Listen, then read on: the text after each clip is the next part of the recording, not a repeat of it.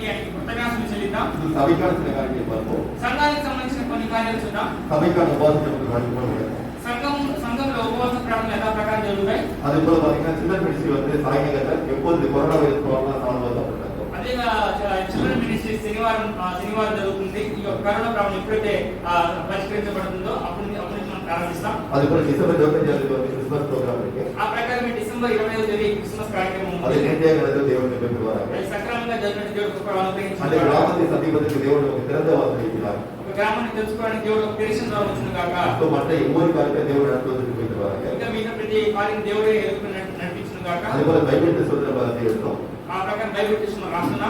So Bible test ఏంటంటే యార్ యార్ ఆయుధం మనకిలో అది வந்து நீங்க தெரியப்படுத்துங்க. బైబిల్ టెస్ట్ ఎవరైతే రాయడానికి ఇష్టపడుతుందో తర్వాత ఇది చేయండి. அதோட சிலபஸ் வந்து எஸ்ஆர் வந்து 10 அதிகாரம். దానికి సిలబస్ చూసినట్లయితే ఎస్రా 10 అధ్యాయాలు, లూకా 25 మనపాడ అవుతుంది. లూకా 25 కంఠస్థ వాక్యాలు. Total marks 50 marks pass marks 25. మొత్తం 50 మార్కులు, పాస్ మార్కులు 20 మార్కులు. సో దేవుడు తమ సభలో ఒక్కరి వారిని నడుపుతుంది ద్వారా దేవుడు తమ సంఘం సంబంధించిన ప్రతి కార్యం నడిపించును గాక. అది కూడా ఎస్ఆర్ ప్రార్థన యార్ యార్ అంటారు. ఎస్తే ప్రార్థన కూడికలు ఎవరైతే చేస్తున్నారో அவர்களுக்கு దేవుడు ఏమి నిర్వహించాలి బైబిల్ ద్వారా దేవుడు తగిన కృపను నడిపించును గాక. ఇప్పుడు దేశத்திற்காக కాబట్టి துரிதமாக ప్రార్థించు. దేశం కోసము మనం చిన్న ప్రార్థన చేయబోతున్నాం. ఇంకా అధికமாக నేసిది వైనట్టు పరలోక పితావే, మనం అత్యధికంగా ప్రేమ కనిపిస్తున్న మా ప్రియ పరలోక తండ్రి, మన పరిశుద్ధమైన నామముతో స్తోత్రం. మీ పరిశుద్ధ నామముతో స్తోత్రం మన చెల్లిస్తున్నాం. నామం తెలిపించబడడానికి నీకే తాటిలో కృప మీ పేరు పట్టబడిన ప్రజలమైన మేము మనం తగ్గించుకుంటున్నాం. మన నామమునకు జయతిలో మీ నామం హెచ్చిస్తున్నాం. మన పాపమును దయచేసి రాజా, మా పాపమును దయతో క్షమించును గాక. కరేడు పాపమును దయచేసి రాజా, సంకస్తుల పాపమును దయతో క్షమించును గాక. ఉమ్మ సముద్రం ఎరకిన కండిలో కృప మీ యొక్క సమూహంలో మీ కనికరను బట్టి మీకు ప్రార్థన చేయించున్నాం. మన నామమును నీతి ఎరకిన మన్నించే కృప మీ నామ నిమిత్తము, మీ నీతి నిమిత్తము, మీ కనికర నిమిత్తము మనం క్షమించి இந்த தேசத்தின் சேவத்தை செய்கிறாங்க. ఈ దేశంలో క్షేమం అనుగ్రహించును గాక. ஜனங்கள் எல்லோரும் விடுதலைப்படுகிறாங்க. కృప ప్రజలందరినీ మీరు స్వస్థపరచును గాక. அவருடைய பாவங்களை மன்னித்து ஒவ்வொரு ரட்சிக்கிறாங்க. కృప ప్రతి ఒక్కరి పాపం మన్నించి మీరు రక్షించును గాక. இயேசு சமாதானத்தை கட்டளையிடுகிறாங்க. ప్రతి ఒక్కరికి మీరే సమాధానం అనుగ్రహించును గాక. எந்த ஒரு யுத்தம் ஏற்படாதபடிக்கு நீரே சைனா பாகிஸ்தானோட நடுவில் ஏற்பட்டிருக்கிறாரோ. కృప చైనా పాకిస్తాన్ దగ్గర యుద్ధం కలగకుండా ఒక స్నేహ సంబంధమైన వాతావరణం కలుగుటకు కృపని దయచేయము. தேசத்துல ஒவ்வொரு பரிசுத்தவான்கள் விழித்திருக்கிறோம். దేశంలో ప్రతి పరిస్థితుల కొరకు ప్రతి ఒక్క సేవకుల కోసం ప్రార్థన చేస్తున్నాం. ஒவ்வொருவரையும் ஆசீர்வதிப்பார்கள். ప్రతి ఒక్కరిని ఆశీర్వదించి నడిపించును గాక. ஒரு சபைக்கு கர்த்தர் ప్రతి సంఘాన్ని చేతిగా పిలుస్తున్నాం. ஒரு சபை பெரிய எழுபது உண்டாவதாக. ప్రతి సంఘం గొప్ప ఉద్యమం కలుగును గాక. தேச தலைவர்களுக்காக ஜெபிக்கிறோம். దేశ నాయకుల కోసం ప్రార్థిస్తున్నాం. எல்லா அதிகாரிகள் ஒவ்வொருவரும் கர்த்தர் பிடிக்கிறோம். ప్రతి అధికారిని చేతిగా పిలుస్తున్నాం. நாங்கள் எல்லா பக்தியோடு நல்லொழுக்கத்தோடு கலக்கமில்லாமல் சமாதான ஜீவனம் கண்டுபிடிக்கிறாங்க. ప్రభా మీ భక్తితో అదే ప్రభా సక్రమంగా నీతిగా జీవించినట్లును இவர் ஒவ்வொருவரையும் ஆளுகை செய்கிறாங்க. వీళ్ళందరినీ మీరే ఏలుము గాక. இவர் ஞானத்தோடு இந்த தேசத்தை ஆளுகை செய்கிறார். వీళ్ళందరూ జ్ఞానంతో ప్రభా ఈ దేశాన్ని పాలించడానికి దయచేయము. விசேஷமாக கொரோனா வைரஸ் மூலம் பாதிக்கப்பட்டவர்களுக்கு பரிசுத்தத்தை விடுவிக்கிறார். విశేషంగా కరోనా వైరస్ మూలంగా ప్రభువైనా బాధించబడిన ప్రతి ఒక్క ప్రజలు మీరే దర్శించండి. இதற்காக பிரயாசப்பட்ட ஒருவர் இது பாதுகாக்கிறார். దీనికోసం ప్రయాసపడుతున్న ప్రతి ఒక్కరిని మీరే దర్శించండి. இது ஒரு சமுதாய தொற்றாக மாறுவதற்கு பாதுகாக்கிறாங்க. ప్రభా ఇది ఒక సమూహத்துగా లేదా విస్తరించకుండా మీరు కృపను దయచేయండి. எங்களுக்கு சீக்கிரமாக விடுதலை தருகிறார்கள். వీటి నుండి ప్రభా ఒక పరిపూర్ణ విడుదల దయచేయండి. உலகோட எல்லா ஜனங்களும் ரட்சிக்கிறார்கள். దేశంలో ప్రజలను రక్షించండి. நீ தந்த இந்த சபையை ஆசீர்வதித்து మీరు ఇచ్చిన ఈ సంఘం ఆశీర్వదించండి. உங்கள் குமாரி வரைக்கும் ஒரு ஆயுத சபையாக இருந்திருக்கிறார். మీ కుమారుడు రాగలకు వస్తున్న సంఘంగా మారకుండా நீ దయచేయండి. தந்த ஒவ்வொரு ஆத்மாவை ஒரு பாதுகாத்து வருகிறார். మీరు ఇచ్చిన ప్రతి ఆత్మ మీ మార్గం నడిపించకుండా దయచేయము. ஒவ்வொரு குடும்பத்தை வெளியே பார்த்து ప్రతి ரட்சிக்கிறார்கள். కుటుంబంలో కంచి వేసి కాపాడము. நீ ஊழியத்திற்கு கொண்ட ஒவ்வொரு குடும்பத்தை ஆசீர்வதித்து பார்த்துக்கிறார்கள். మీ సేవకు ఏర్పరిచిన ప్రతి ఒక్క కుటుంబాన్ని మీరు ఆశ్రమం నడిపించును గాక. யாத்துல ஒவ்வொருக்கு பரிசுத்தத்தை தாரும். వ్యాధిగ్రస్తులందరికీ మీరు పరిపూర్ణ దయచేయండి. இயேசுவிற்கு ஒவ்வொரு தெரிகிறோம். యేసు రక్తం వాళ్ళని చదువుతున్నాం. இயேசு அந்த பரிபூர்ண விடுதலை ஒருக்குண்டாவார். యేసు నామములో ఒక పరిపూర్ణ స్వస్థత విడుదల కలుగును గాక. அவருடைய வாழ்க்கையை பரிபூர்ண சமாதானத்தை ஜீவிக்கிறார். మీరే ప్రభు పరిపూర్ణ విడుదల దయచేసి ఒక సమాధానంగా జీవించడానికి కృపణ దయచేయము. விசேஷமாக எந்த செய்தியாக தெரிகிறோம். విశేషంగా ఇస్తే దేవ కోసం ప్రార్థిస్తున్నాం. நீரே அந்த மகனை அனுபவித்து మీరే ఆ కుమార్తెను ప్రేమను బట్టి கர்ப்பத்தின் கனிதத்தை சோதரிக்கிறார். గర్భఫలం ఇచ్చినందుకు స్తోత్రములు. அந்த மகளை ஆசீர்வதித்து ఆ కుమార్తెను ఆశీర్వదించి பிள்ளையாக பெற்றெடுக்கிறார். బిడ్డని ప్రభు పుట్టినట్టు చేయండి. அதற்கேற்ற தரத்தை தருகிறாங்க. దానికి భావన అనుగ్రహించండి. ஒரு அனுகிரகம் அந்த மகளோடு கூட இருப்பதாக. మీ అనుగ్రహం మా కుమార్తెతో నడిపించును గాక. அதுபோல ஒவ்வொரு குடும்பத்தையும் ஆசீர்வதித்து ఇప్పుడు ప్రతి కుటుంబం మీరు ఆశీర్వదించి எந்த ஒரு குடும்பத்தை குறையில்லாதபடி பாதுகாக்கப்படுவார். ఏ కుటుంబం ఎటువంటి కొరతలు లేకుండా కాపాడవలసిన కోరుచున్నాము. உமது குமாரனை வந்து எப்போது இருந்தாலும் మీ కుమారుడు అక్కడ ఎప్పుడున్నప్పటికీ நாங்கள் கடைபிடிக்காத மகிமையில சடையாக பட்டுவது மனிதருக்கு இருந்தார். మీ కణకమైన మలినం లేకుండా మహిమగల సంఘంగా మీరు ఆకడలో వచ్చి చేరడానికి కృపణ దయచేయము. அந்த துதிகரமாக அவர்களுக்கு பேசுகிறோம். సమస్తుతి మహిమ ఘనత ప్రభావం నామమున చెల్లిస్తున్నాం. மீட்பு ரட்சகரமாக இயேசு ஜெபம் கண்டதாகும். విమోచకుడైన యేసుక్రీస్తు వారి నామమున అడుగుచున్నాం మా ప్రియ పరలోక తండ్రి. ஆமென். ఆమేన్. ஹல்லேலூயா. హల్లెలూయా. தேவநாமத்திற்கு மகிமையுண்டாவதாக. దేవనామానికి మహిమ కలుగును గాక. సో இன்றைக்கு தேவன் நம்மோடு தீர்க்கதரிசனமாக பேசும் வார்த்தையை பார்ப்போம். దేవుడు ఈ రోజు మనకు ప్రవచనంగా మాట్లాడిన మాట ఏంటో చూద్దాం. இன்னொரு எடுத்துக்கொள்ளுங்க. నాతో పాటు తీసుకోండి. Today the God has spoken as a prophetic word from the book of Revelation chapter 3 verse 8 to 13. ఇక్కడికి దేవుడు చేసిన వాక్యం ఏంటంటే దేవుడు ఈరోజు ప్రవచనంగా మాట్లాడిన మాట ఏంటంటే வெளிப்பட்டு விசேஷம் 3వ అధ్యాయం. ప్రకటన గ్రంథము 3వ అధ్యాయము 8 13వ వచనం. 8 నుంచి 13 వచనములు. The book of Revelation chapter 3 verse 8 to 13. 8 నుంచి 13 వచనములు. నీ క్రియలను నేను ఎరుగుదును, నీ పురుష శక్తి కొంచెమై ఉండినను, నీవు నా వాక్యమును గైకొని నా నామమును ఎరుగనలేదు. இல்ல இது வந்து தேவன் நமக்கு என்ன சொல்றாருன்னா, చూడండి ఇందులో దేవుడు మనకి ఏం చెప్తున్నారంటే பார்த்தா 7 சபையை குறித்து வந்து இந்த வெளிப்பட்டு விசேஷத்தை வந்து தேவன் சொல்றாரு. 7 సంఘముల గురించి ఈ యొక్క ప్రకటన గ్రంథంలో దేవుడు తెలియజేస్తున్నాడు. அது தேவன் சொல்கிற அவருக்கு பிரியமுள்ள சபைன்னா இந்த பிலதெல்பியா சபை, இந்த சபையை சொல்றாரு. దేవుడు ఇష్టపడే ఈ ఫిలదెల్ఫియా సంఘం గురించి దేవుడు చెప్తున్నాడు. సో இந்த சபை தேவனுக்கு பிரியமுள்ள சபையாக இருக்கிறது. దేవునికి ఈ సంఘం ఒక ప్రియమైన సంఘంగా ఉన్నది. இந்த சபையில் உள்ள காரியத்தை குறித்து தேவன் நமக்கு சொல்றார். ఈ సంఘంలో ఉన్న కార్యాలను బట్టి దేవుడు చెప్తున్నాడు. உனக்கு கொஞ்சம் பலம் இருக்கு, నీకు కొద్దిగా బలం ఉంది. ஆனால் நீ என்ன செய்கிறாய்? కానీ నువ్వేం చేస్తున్నావంటే என் நாமத்திற்காக நீ வந்து அநேக காரியங்கள் செய்கிறாய். నా నామమును బట్టి నువ్వు అనేక కార్యాలు చేస్తున్నావు. என்னுடைய வாழ்க்கையில திறந்த வாசலை இல்லை என்று சொல்கிறார். అందుకే ఇది ఒక తెరిచిన తలుపును ఎదుట ఒక తెరిచిన ద్వారమును ఎదుట ఉంచుతున్నాను. அதோட அர்த்தம் என்ன? దాని అర్థం ఏంటంటే நமக்கு கொஞ்சம் அதாவது விலகிகள் நமக்கு சரிக்கு நிறைய இருக்கலாம். మన శరీరంలో బలహీనతలు చాలా ఉండవచ్చు. நமக்கு ஞானம் கொஞ்சமா இருக்கலாம். మన జ్ఞానము కొరత కలిగి ఉండొచ్చు. நம்ம தேவனை அறிந்தவர், కానీ దేవుడు మనల్ని ఎరిగినవాడు. நம்ம இருதயத்தை அறிந்தவர், మన హృదయాన్ని நாம் ఎరిగినవాడు. எப்படி தேவனுக்காக பிரயாசப்படுகிறோம் என்பதை அறிந்தவர். మనం ఏ విధంగా దేవుని కోసం ప్రయాసపడుతున్నామని ఎరిగినవాడు. அப்படி நீங்கள் உங்களுடைய முழு பலத்தோடு தேவனுக்காக பிரயாசப்படும்போது ఈ పూర్ణ బలముతో దేవుని కోసం ప్రయాసపడుతున్నప్పుడు உங்களை பார்த்து சொல்ல உங்களுக்கு முன்பாக திறந்த வாசலை இல்லை. ఇదిగో మీ ఎదుట తెరిచిన తలుపు నుంచి ఉన్నాను. உங்களுடைய வாழ்க்கையில் என்னென்ன காரியம் தடைகள் இருக்கிறதோ, మీ యొక్క జీవితంలో ఏ కార్యతే ఒక అడ్డంకులు ఉన్నాయో, உத்தியோகத்தில் தடை இருக்கலாம், ఉద్యోగంలో అడ్డంకులు ఉండవచ్చు, வியாபாரத்தில் தடை இருக்கலாம், వ్యాపారం అడ్డంకులు ఉండవచ్చు, வீடு கட்டுறது தடை இருக்கலாம், ఇల్లు కట్టడంలో అడ్డంకులు ఉండవచ్చు, சரீர குணமானது தடை இருக்கலாம். శరీరం స్వస్థత పొందడంలో అడ్డంకులు ఉండవచ్చు. எல்லாவற்றுக்கும் ஒரு திறந்த வாசலை இல்லை என்று தேவன் சொல்கிறார். ప్రతి దానికి ఒక తెరిచిన తలుపు నుంచి ఉన్నాను అంటున్నాడు. அதன் மூலமாக தேவனுக்கு அனுகிரகம் செய்ய வேண்டும் என்று சொல்கிறார். దాని వల్ల దేవుడు నీకు అనుగ్రహం చూపుతానంటున్నారు. ஆமென்.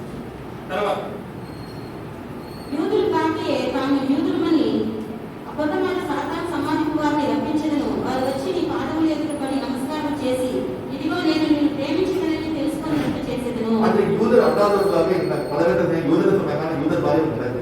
మరి అనేకులు ఆ సమయంలో యూదులు చెప్పుకున్నారు కానీ యూదుల్లాగా ఎవరు నడుచుకోలేదు. அவனை கிறிஸ்துவன் தான் சொல்லுவாங்க. అలాగే క్రైస్తవులు చెప్పుకుంటారు. ஆனா தேவனுக்கு நேம் சேக் கிறிஸ்டியன், அதாவது பெயருக்காக கிறிஸ்துவர்களாக இருப்பாங்க. ఎందుకంటే నామమాత్రం క్రైస్తవులుగా ఉంటారు. ஆனா தேவனுக்கு விரோதமாக வாழ்வார்கள். కానీ దేవునికి విరోధంగా జీవిస్తారు. இந்த உலகத்திற்காக வாழ்வார்கள், ఈ లోకం కోసం జీవిస్తారు, வயிற்றுக்காக வாழ்வார்கள். కడుపు కొరకు జీవిస్తారు. அப்படிப்பட்டவர்கள் நான் உனக்கு தருவேன் என்று சொல்கிறார். అటువంటి వారిని నేను నీకు ఇస్తానంటున్నారు. நான் உண்மையில் அன்பாக இருப்பதை அவர் புரிந்து கொண்டு, ఎందుకంటే நான் உண்மையில் அன்பாக இருப்பதை புரிந்து கொண்டு, నేను నీ మీద ప్రేమ ఉన్నానని తెలుసుకుని என்னுடைய வல்லமை வந்து மூலமாக வெளிப்பட்டு என்பதை புரிந்து கொண்டு, నాకు శక్తిని నీ మూలంగా బయలుపరచాలని తెలుసుకుని உனக்கு கீழ்ப்படிந்து அடங்கி நடப்பார்கள். నీకు లోబడి జీవిస్తారు. ஆமென். ఆమేన్. அடுத்தது తర్వాత నీవు నా ఓర్పు విషయమైన వాక్యమును గైకొంటివి కనుక భూనివాసులను శోధించుటకు లోకం అంతటి మీదకి రాబో శోధన కాలములో నేను నిన్ను కాపాడెదను. So, நாம் தேவனுடைய வசனத்தை நாம் வந்து பொறுமையோடு காத்து கொண்டு நடக்கும்போது మనము దేవుని వాక్యమును ఓపికతో ఓర్పు కలిగి దానికి గైకొని జీవించినప్పుడు இந்த உலகத்தில் அநேக உபத்திரங்கள் நமக்கு வரலாம். ఈ లోకం అనేక శ్రమలను కలగవచ్చు. இப்ப கொரோனா வைரஸ் வந்திருக்கு. ఇప్పుడు కరోనా వైరస్ వచ్చింది. அதுபோல வாழ்க்கையில் உங்கள் தனிப்பட்ட வாழ்க்கையில் பல ஆபத்துகள் வரலாம். అలాగే ప్రత్యేకమైన మీ జీవితంలో అనేక శ్రమలు కలగవచ్చు. எனவே சொல்லி இந்த ஆபத்து கூட தப்பி வைப்பேன். అది అందుకని చెప్తున్నాడు దేవుడు, మీ శ్రమల నుండి మిమ్మల్ని తప్పిస్తాను. ஏனென்றால் நீ என்னுடைய வசனத்தை காத்துக்கொண்டு பொறுமையோடு இருந்த காரணத்தினால். ఎందుకంటే నువ్వు నా వాక్యంను గైకొని శ్రమ కలిగినప్పుడు కూడా ఓపికగా ఉన్నా కాబట్టి. இதோ நான் சீக்கிரமாய் வருகிறேன். ఇదిగో నేను త్వరగా వచ్చుచున్నాను. நீ வந்து எனக்கு முன்பாக எப்படி வாழ்கிறாய்? నువ్వు నా ఎదుట ఎలా జీవిస్తున్నావు? உனக்கு மஞ்சள் பலன் இருக்கு. నీకు కొద్దిగా బలం ఉంది. அவருடைய வசனத்தின்படி நடக்கிறாய். కానీ నా వాక్యానుసారంగా జీవిస్తున్నావు. அவருடைய வசனத்தின்படி பொறுமையாக நடக்கிறாய். నా వాక్యం బట్టి ఓపికగా నడుచుకుంటున్నావు. எனக்கு முன்பாக திறந்த வாசல் இருக்கிறேன். ఇదిగో నీ తెరిచిన తలుపు ఎదురు ఉంచి ఉన్నాను. இந்த உலகத்தில் வரப்போகிற எல்லா ஆபத்துகளும் கூட தப்பி வைப்பேன். ఈ లోకంలో వచ్చే ఈ శ్రమలన్నిటి నుంచి నేను తప్పిస్తాను. நான் சீக்கிரமாய் வருகிறேன். ఇదిగో నేను త్వరగా వచ్చుచున్నాను. எனவே நான் வரும்போது నేను వచ్చుచున్నప్పుడు உனக்காக நான் தந்துள்ள ஜீவகத்தை இழந்து போகாதபடி நீ ஜாக்கிரதையாக இரு. నేను నీకు ఇవ్వబడిన జీవ కిరీటాన్ని కోల్పోకున్నట్లు జాగ్రత్త కలిగి ఉండుము. அப்படி அந்த ஜீவகத்தை நாம் இழந்து போகாதபடிக்கு எந்த ஒரு தேவனுக்கு பிரியமில்லாத காரியம் செய்யாதபடிக்கு ஜாக்கிரதையாக இரு. అంటే ఆ జీవ కిరీటాన్ని మనం కోల్పోకున్నట్లు అంటే దేవునికి విరోధమైన ఏ కార్యము మనం చేయకుండాన్నట్లు జాగ్రత్త కలిగి ఉండాలి. அடுத்து சொல்கிறார், తర్వాత వారు చెప్తున్నారు, யார் ஜெயம் கொண்டு இந்த உலகத்தில் வாழ்கிறார்களோ, ఎవరైతే ఈ లోకంని జయించి జీవిస్తున్నారో, இந்த உலகம் சாத்தானுடைய கருத்தில் இருக்கிறது. ఈ లోకము సాతాను యొక్క చేతిలో ఉంది. நாம் இந்த சரீரத்தில் வாழ்கிறோம். మనం ఈ శరీరంలో జీవిస్తున్నాం. தேவன் இந்த சரீரத்தை நாம் ஜெயிக்க வேண்டும். ఈ శరీరాన్ని మనం జయించాలి. உலகத்தை ஜெயிக்க வேண்டும். లోకమును జయించాలి. சாத்தானை ஜெயிக்க வேண்டும். సాతాను జయించాలి. எனவே யார் இயேசுவை போல இந்த உலகத்தையும் சாத்தானையும் தன் சரீரத்தை ஜெயிக்கிறார்களோ ఎవరైతే యేసుక్రీస్తు వారి వలె ఈ లోకమును ఈ శరీరమును ఈ సాతాను జయిస్తున్నారో அவனை என்ன செய்வாரா? వారిని ఏం చేస్తారంట? அவர் அந்த தேவனுடைய ஆலயத்தை தூணாக மாற்ற வேண்டும் சொல்கிறார். ఆ దేవుని యొక్క ఆలయంలో మందిరంలో ఒక స్తంభముగా చేస్తాను అంటున్నారు. பட்டது வசனத்தை படிப்போம். 12వ వచనం చదువుదాం. జయించు వారిని నేను నా దేవుని ఆలయంలో ఒక స్తంభముగా చేసేదను. అందులో నుండి వాడు ఇటు మీదట ఎన్నటికీ వెలుపలికి పోడు. మరియు నా దేవుని పేరును పరలోకంలో నా దేవుని యొద్ద నుండి దిగి వచ్చుచున్న నూతనమైన యెరూషలేమును నా దేవుని పట్టణపు పేరును నా గొప్ప పేరును వారి మీద రాచెదను. எனவே நீங்கள் ஒரு ஜெயக்குண்ட வாழ்க்கை வாழ வேண்டும் என்று தேவன் சொல்கிறார். మీరు నేను ఒక జయించిన జీవితాన్ని జీవించాలని దేవుడు చెప్తున్నారు. அப்படி நாம் வாழும்போது தேவன் அந்த பரலோக ராஜ்யத்தில் நம்ம என்ன செய்யலாம்? அந்த ஆலயத்திற்கு தூணாக வைக்கிறார். అలా మనం జీవించినప్పుడు పరలోక రాజ్యంలో దేవుడు ఏం చేస్తున్నాడు? మనం ఒక స్తంభముగా మనల్ని నిలబెడుతున్నాడు.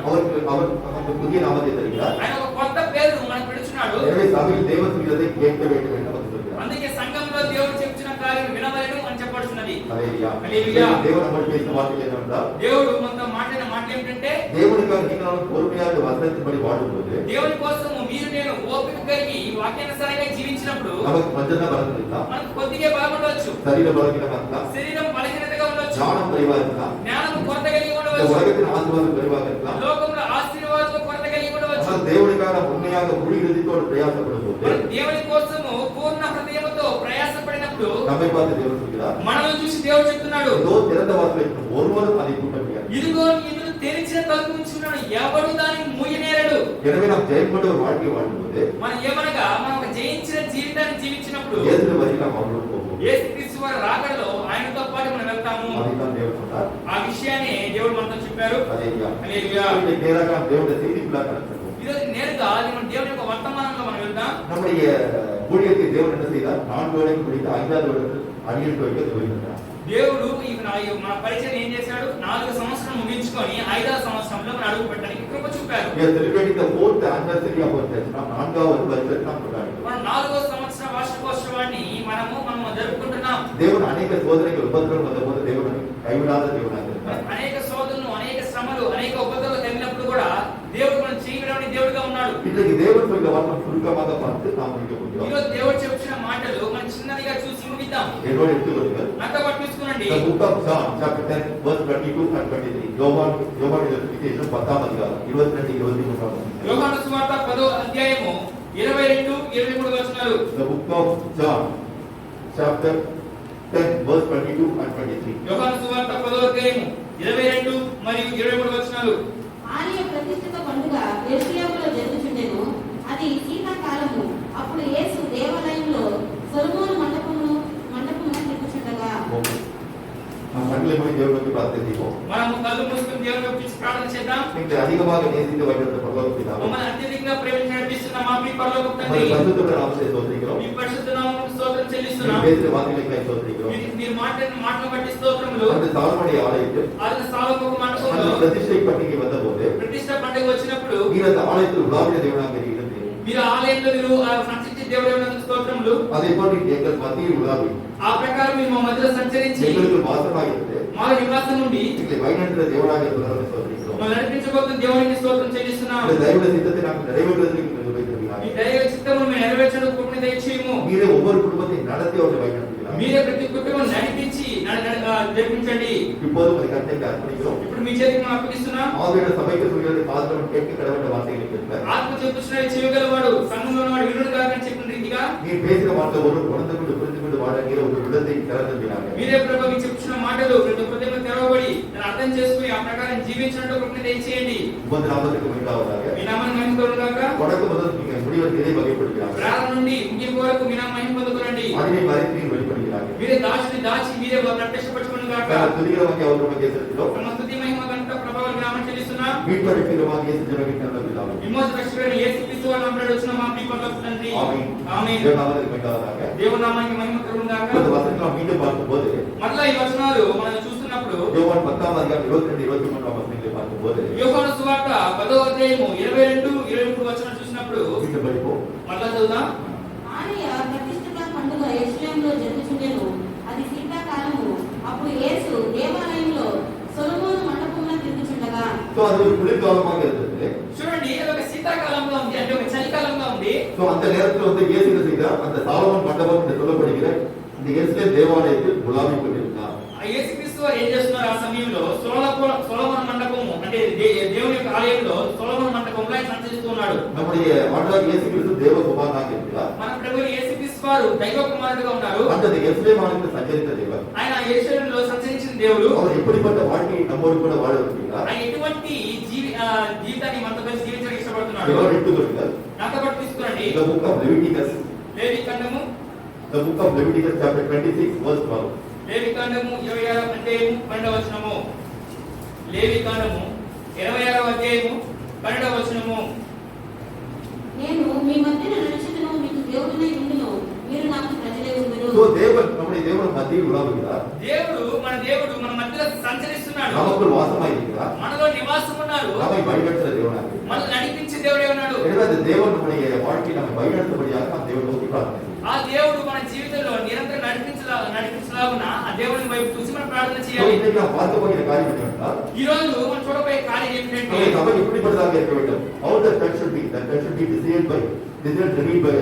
redeemed by God. அதாவது நம்முடைய சபை எப்படிப்பட்டதாக இருக்க வேண்டும்? మన యొక్క సంఘము ఎటువంటి సంఘంగా ఉండాలి? தேவன் விரும்புகிற சபையாக, దేవుడు ఇష్టపడే సంఘంగా, தேவனால் அவருடைய குமாரனை வருகை மீட்கப்படுகிற சபையாக இருக்க வேண்டும். దేవుని మూలంగా అంటే దైవ కుమారి యొక్క రాకడలో విమోచింపబడే సంఘంగా ఉండాలి. So our church should be desired and redeemed by God. நம்முடைய சபை தேவன் விரும்புகிற சபையாக, தேவனால் மீட்கப்படுகிற சபையாக இருக்க வேண்டும். మన యొక్క సంఘము దేవుడు ఇష్టపడే సంఘంగా, దేవుని చేత విమోచింపబడే సంఘంగా ఉండాలి. இந்த சபை தேவன் வந்து நம்ம மத்தியில் உலாவ வேண்டும். ఈ యొక్క సంఘంలో దేవుడు మన మధ్య సంచరించవలెను. நமக்குள் வாசமாய் நம்முடைய அபிஷேகத்தை நிரப்ப வேண்டும். మనలో నివాసం ఉంటూ ఆయన అభిషేకం మనల్ని నింపవలెను. So இந்த ஆலயத்தை குறித்து தேவன் என்ன சொல்கிறார்? ఈ యొక్క మందిరం గురించి దేవుడు ఏం చెప్తున్నారు? The book of Haggai chapter 2 verse 9. Haggai 2వ అధ్యాయం 9వ వచనం. హగ్గై గ్రంథము 9వ వచనం 4వ వచనం. The book of Haggai chapter 2 verse 9 and 4. The book of Haggai chapter 2 verse 9 and 4. Haggai గ్రంథము 2వ అధ్యాయము 9వ వచనము మరియు 4వ వచనము. ఈ కడపరి మందిరం యొక్క మహిమ మునుపటి మందిరం యొక్క మహిమను మించునని సైన్యములకు అధిపతి యెహోవా సెలవిస్తున్నాడు. அவர் தேவகர்த்தர் என்ன சொல்கிறார் என்றால், సైన్యములకు అధిపతి యెహోవా ఏం చెప్తున్నారంటే, இந்த 4 வருடங்களுக்கு முன்பாக இருந்த இந்த ஆலயத்தின் மகிமை எப்படி இருந்ததோ, ఈ 4 సంవత్సరాలకు ముందు ఈ ఆ మందిరం ఒక మహిమ ఏ విధంగా అయితే ఉన్నదో, இப்போது இந்த ஆலயத்தின் மகிமை அதை விட பெரிதாக இருக்கும். ఇప్పుడు ఈ మందిరం యొక్క మహిమ దానికంటే గొప్పగా ఉంటుంది. The glory of this sacred temple shall be greater than the former, says the Lord of hosts. அதாவது இப்போது நம்முடைய ஆலயத்துடைய மகிமை எப்படி இருக்கும்? முன்பு உள்ள மகிமையோட பெரிதாக இருக்கும். ఇప్పుడు మన మందిరం యొక్క మహిమ ఏ ప్రకారం ఉంటుంది? ముందున్న మహిమ కంటే గొప్పగా ఉంటుంది. இப்ப 4வது வசனம் சொல்கிறார், ఇప్పుడు 4వ వచనంలో చెప్తున్నారు, வேலை நடத்துகிற அந்த செருபாபேலோடு அந்த யோசுவாவோடு தேவன் கூட இருக்கிறார். అప్పుడు జెరుబ్బాబెలు అంటే యెహోషువతో దేవుడు ఉన్నారు. என்று நம்மோடு கூட இருக்கிறார். ఇప్పుడు మనతోడే ఉన్నారు. நம்மை பார்த்து சொல்கிறார், మనం చూసి చెప్తున్నాడు, தைரியமாக காரியத்தை நடத்தி நான் உங்களோடு கூட இருக்கிறேன். మీ ధైర్యంగా కార్యం జరిగించుడి, నేను మీ తోడే ఉన్నాను. எனவே தேவன் நம்மோடு கூட இருந்து ஊழியத்தை செய்வதற்கான ஒரு அதாவது கிருபை நமக்கு வேண்டும். దేవుడు మన తోడే ఉండి పరిచయం జరిగించే విధంగా కార్యం ఉండాలి. அப்பொழுது தேவன் நம்மோடு கூட இருக்கும்போது அந்த சபை தேவனால் ஆசீர்வதிக்கப்பட்ட சபையாக இருக்கும். దేవుడు మన తోడే ఉన్నప్పుడు మాత్రమే ఆ సంఘము ఒక ఆశీర్వదించబడిన సంఘంగా ఉంటుంది. எனவே நம்முடைய சபை எப்படிப்பட்டதாக இருக்க வேண்டும்? మన సంఘం ఎటువంటి సంఘంగా ఉండాలి? సో நாம் இன்னைக்கு 2 காரியத்தை பார்க்க போகிறோம். ఇది 2 కార్యాలు చూడబోతున్నాం. முதல் தேவன் இந்த சபை எப்படிப்பட்டதாக இருக்க வேண்டும்? మొదటిగా దేవుడు ఇష్టపడే సంఘము ఏ ప్రకారం ఉండాలి? நாம் எப்படிப்பட்டவர்களாக இருக்க வேண்டும்? మనం ఎటువంటి వారిగా ఉండాలి? பிரதர் என்ன பார்க்க போகிறோம்? మొదటిగా ఏం చూడబోతున్నాం? How our church should be. நம்முடைய சபை எப்படிப்பட்டதாக இருக்க வேண்டும்? మన సంఘము ఎటువంటి సంఘంగా ఉండాలి? இரண்டாவது how our life should be. நம்முடைய வாழ்க்கை எப்படிப்பட்டதாக இருக்க வேண்டும் என்று தேவன் விரும்புகிறார். రెండవది మన యొక్క జీవితం ఏ ప్రకారం ఉండాలి, ఎటువంటిది ఉండాలి అని దేవుడు ఇష్టపడుతున్నాడు. முதல் காரியத்தை பார்க்க போகிறோம். మొదటి కార్యం చూడబోతున్నాం. How our church should be. நம்முடைய சபை எப்படிப்பட்டதாக இருக்க வேண்டும்? మన సంఘము ఎటువంటిది ఉండవలెను, அப்படி இருக்க வேண்டும் என்று நாம் தேவன் நோக்கி பிரார்த்தனை செய்ய வேண்டும். అలా ఉండవాలని చెప్పి దేవుడు ఇష్టపడే సంఘం ఉండవాలని చెప్పి మనం దేవుని వైపు చూసి ప్రార్థన చేయాలి. முதல் காரியம் பார்ப்போம். మొదటి కార్యం చూద్దాం. God to speak to us. தேவன் நம்மோடு பேச வேண்டும். దేవుడు మనతో మాట్లాడవలెను. தேவன் நம்மோடு எப்படி பேசுவார்? దేవుడు మనతో ఎలా మాట్లాడతారు? தீர்க்கதரிசி மூலம் பேசுவார். ప్రవచనం మూలంగా మాట్లాడతారు. தேவன் நம்முடைய வார்த்தை மூலம் பேசுவார். ఆయన ఒక మాటల మూలంగా మాట్లాడతారు. ஆராதனை மூலம் பேசுவார். அவன் நடத்திய ஆராதனை మన மூலமாக, నడిపిస్తున్న ఆరాధనలో మూలంగా మాట్లాడతారు. பாடல்கள் மூலமாக, పాటల మూలంగా మాట్లాడతారు. தேவனை துதிக்கிற சோதரிக்கிற அந்த காரியத்தின் மூலமாக நம்மோடு பேசுவார். దేవుడు స్తుతించే స్తోత్రం మూలంగా దేవుడు మనతో మాట్లాడతాడు. எனவே தேவன் நம்மோடு ஒரு பேசுகிற வாழ்க்கையை நான் அந்த சபையில் நாம் பெற்றுக்கொள்ள வேண்டும். దేవుడు మనతో మాట్లాడే మాటలు అంటే దేవుడు మనతో మందిర సంఘంగా ఉండాలి. இதை குறித்து என்ன சொல்ல பார்ப்போம். దీని గురించి ఏం చెప్పబడిందో చూద్దాం. The book of Isaiah chapter 2 verse 3 యెషయా గ్రంథం 2వ అధ్యాయం 3వ వచనం. యెషయా గ్రంథము 2వ అధ్యాయము 3వ వచనము. The book of Isaiah chapter 2 verse 3 యెషయా గ్రంథం 2:3. యెషయా గ్రంథము 2వ అధ్యాయము 3వ వచనము. ఆ కాలమున సియోనులో నుండి ధర్మశాస్త్రము, యెరూషలేములో నుండి యెహోవా వాక్కు బయలువెళ్ళును. జనులు గుంపులు గుంపులుగా వచ్చి యాకోబు దేవుని మందిరమునకు, యెహోవా పర్వతమునకు మనము వెళుదుము రండి. திரளான ஜனங்கள் எப்படி வருவாங்க? திரளான ஜனங்கள் நம்முடைய ஆலயத்தை நோக்கி வருவார்கள். అంటే గొప్ప గుంపులు గుంపులుగా జన సమూహము మన మందిరం వైపుగా వస్తారు. எதற்காக வருவார்கள்? ఎందుకోసం వస్తారు? இங்கு தேவனுடைய வசனத்தை நாம் கேட்கிறோம். ఇక్కడ మన దేవుని వాక్యం వింటున్నాం. தேவன் நம்முடைய வழியை தெரிவிப்பார், நாம் அவருடைய பாதையில் நடப்போம். దేవుడు ఆయన మార్గమును తెలియజేస్తాడు, మనం ఆయన మార్గములో నడుచుకుంటాం. ఆయన తన మార్గముల విషయమే మనకు బోధించును, మనం ఆయన త్రోవల్లో నడుచుదుము అని చెప్పుకొందురు. He shall teach his ways and will walk in his path. அவர் நம்முடைய வழியை நமக்கு தெரிவிப்பார், ఆయన మార్గమును తెలియజేస్తాడు, நாம் அவருடைய பாதையில் நடப்போம். మనం ఆయన మార్గములో నడుస్తాం. தேவனுடைய ஆலயத்தில் தேவன் என்ன செய்ய வேண்டும்? దేవుని యొక్క మందిరంలో దేవుడు ఏం చేయవలెను? நாம் எப்படிப்பட்ட வழியை நாம் நடக்க வேண்டும்? మన ఎటువంటి మార్గంలో ఎటువంటి త్రోవలో నడవవలెను? நாம் இடதுபுறமோ வலதுபுறமோ சாயும்போது அப்படி போவது சரியல்ல என்று நமக்கு உணர்ந்து சரியாக நடத்த வேண்டும். మన ఎడమవైపు కుడివైపు దారి మారినప్పుడు అంటే అలా కాదు, సూటిగానే వెళ్ళాలి, నేరుగానే వెళ్ళాలి అని సరి చేయవలెను. அந்த தவறுகள் எல்லாவற்றையும் போதித்து நம்ம சரியான பாதை நடத்த మన வேண்டும். తప్పిదాలను అన్నిటిని బోధించి మన సరైన మార్గంలో నడిపించవలెను. முதல் காரியம் தேவன் நம்மோடு பேச வேண்டும். మొదటి కార్యము దేవుడు మనతో మాట్లాడవలెను. தேவன் முதலில் பேசுகிற ஒரு சபையாக இந்த சபை இருக்க வேண்டும். మొదటిగా దేవుడు మాట్లాడే ఒక సంఘంగా ఉండాలి. நான் சுருக்கமாக பேச அதிகமாக நான் பேச விரும்பவில்லை. ఎందుకంటే కొద్దిగా మాట్లాడడానికి ఇష్టపడుతున్నాను, ఎక్కువగా సమయం తీసుకోవాలని ఇష్టపడలేదు. நீங்க பல ப்ரோக்ராம்ஸ் இருக்கிறதா குறைக்க போறீங்க. ఎందుకంటే ఈ రోజు అనేక కార్యక్రమాలు ఉండడం మూలంగా ఆ సమయాన్ని తగ్గించడానికి ఇష్టపడుతున్నాము. రెండవది కార్యం ఏంటంటే రెండవ కార్యం ఏంటంటే நம்முடைய துக்கத்தை சந்தோஷமாக மாற்ற அவர் ஆலோசித்தார். நம்முடைய துக்கத்தை சந்தோஷமாக மாற்ற வேண்டும். రెండోది మన దుఃఖమును సంతోషంగా మార్చవలెను. நாம் ஒவ்வொரு எதற்கு தேவனுடைய சபைக்கு வருகிறோம்? మన అందరూ ఎందుకు దేవుని సంఘానికి వస్తున్నాము? நம்முடைய வாழ்க்கை அநேகருக்கு சில கஷ்டங்கள், சில துக்கங்கள், சில துயரங்கள் நடந்தது. అనేకులకి అనేక దుఃఖములు, అనేక కష్టములు ఆ హృదయంలో ఉంటాయి. அவர்களுக்கு ஏதோ ஒரு சில கஷ்டங்கள் இருக்கு. వారికి ఏదో ఒక కష్టాలు ఉంటాయి. அப்படின்னா ஒவ்வொருவருக்கும் சில சிலுவைகள் நமக்கு இருக்கிறது. అలాగా ప్రతి ఒక్కరికి ఒక సిలువ మనతోనే ఉన్నది. அந்த கஷ்டத்தை தேவன் நீக்கி நம்ம என்ன செய்யணும்? சந்தோஷப்படுத்த வேண்டும். ఆ కష్టాన్ని దేవుడు తొలగించి ఆయన సంతోషపరచవలెను. நாம் தேவனுக்கு விரோதமாக சில காரியத்தை செய்யும் போது మనం దేవునికి విరోధంగా కొన్ని కార్యాలు చేసినప్పుడు நம்மை அடிக்கிற தேவன் நம்மை ஆறுதல் படுத்தி நம்மை தேற்ற வேண்டும். మనం వచ్చేసి మన కొట్టే దేవుడు మన కొట్టిన వెంటనే మళ్ళా మన ఆదరించి ఆయనతో చేర్చుకునే దేవుడే ఉండాలి. முதல்ல தேவனுடைய கோபத்திற்கு ஆளாகும் போது మొదటిగా మన దేవుని కోపానికి లోనైనప్పుడు நம்முடைய வாழ்க்கை சாபமாக வருகிறது. మన జీవితం శాపంగా వస్తుంది. எனவே நாம் மனம் திரும்பி தேவனிடத்தில் செல்லும் போது మనం మారు మనసు పొంది మన దేవుని వైపు తిరిగినప్పుడు அந்த சாபம் நம்முடைய வாழ்க்கையில் ஆசீர்வாதமாக இருக்கிறது. ఆ శాపము మన జీవితంలో ఆశీర్వాదంగా తిరుగుతున్నది. அதைத்தான் தேவன் சொல்கிறார். ఆ విషయమే దేవుడు చెప్తున్నారు. என்னோடு எடுத்துக்கொள்ளுங்கள். నాతో పాటు తీసుకోండి. The book of Hosea chapter 6 verse 1. Hosea 6వ అధ్యాయం 1వ వచనத்தை பார்க்கும்போது హోషేయ 6వ అధ్యాయము మొదటి వచనం చూసినప్పుడు The book of Hosea chapter 6 verse 1. Hosea 6వ అధ్యాయం 1వ వచనం. హోషేయ 6వ అధ్యాయము మొదటి వచనం. நாம் கர்த்தரிடத்திற்கு திரும்புவோம் வாருங்கள். మనం యెహోవా వైపు తిరుగుదాం, మరలుదాం రండి. 6వ అధ్యాయం మొదటి వచనం. The book of Hosea chapter 6 verse 1. మనము యెహోవా యొద్దకు మరలుదుము రండి, ఆయన మనలను చీల్చివేసెను, ఆయనే మనలను స్వస్థపరచును. நம்முடைய தேவனுக்கு நாம் திரும்புவோம். మనం దేవుని వైపు తిరుగుతాం.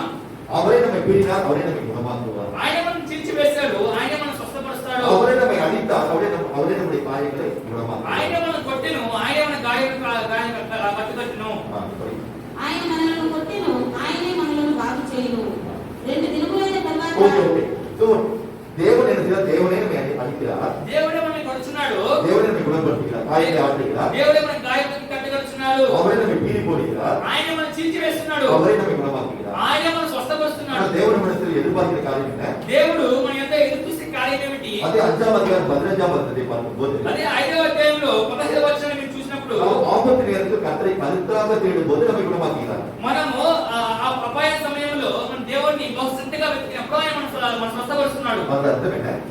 దానికి అర్థం ఏంటి? நாம் தேவனுக்கு விரோதமாக சில காரியங்கள் செய்கிறோம். మనం దేవునికి విరోధంగా కొన్ని కార్యాలు அப்ப చేస్తున్నాం. தேவனுடைய கோபம் நம்முடைய வாழ்க்கையில் வருகிறது. అప్పుడు దేవుని కోపం మన మీద వస్తుంది. நம்மை அடிக்கிறார், మనం కొడుతున్నాడు, நம்மை பீடிக்கிறார். మన చీల్చివేస్తున్నాడు. நாம் மனம் திரும்பி தேவனிடத்தில் செல்கிறோம். మనం మారు మనసు పొంది మన దేవుని వైపు మరలుతున్నాం. நம்மை அடிக்கிற தேவனே நமக்கு தாயாக இருந்து நம்மை அரவணைக்கிறார். ఆయన మనం కొట్టిన దేవుడే తల్లిగా ఉండి మన ఆదరిస్తున్నాడు. நம்மை பீடிக்கிற தேவனே நமக்கு தகப்பனாக இருந்து நம்மை தேற்றுகிறார். అదే మనం చీల్చివేసిన దేవుడే తండ్రిగా ఉండి మనల్ని ఓదారుస్తున్నాడు. எனவே நம்முடைய தேவனே நம்முடைய வாழ்க்கை சாபத்தை ஆசீர்வாதமாக தெரிவிக்கிறார். ఏమనగా మన దేవుడు మన జీవితంలో శాపాన్ని ఆశీర్వాదంగా తిప్పుతున్నాడు. யாருக்கு பிள்ளைகள் இல்லையோ ఎవరికి పుత్ర భాగ్యం లేదో அவங்க கஷ்டப்பட்டாங்க. వాళ్ళు కష్టపడ్డారు. தேவனுடைய வாழ்க்கையில் நடக்குது. ఎందుకు నా జీవితంలో జరుగుతుంది?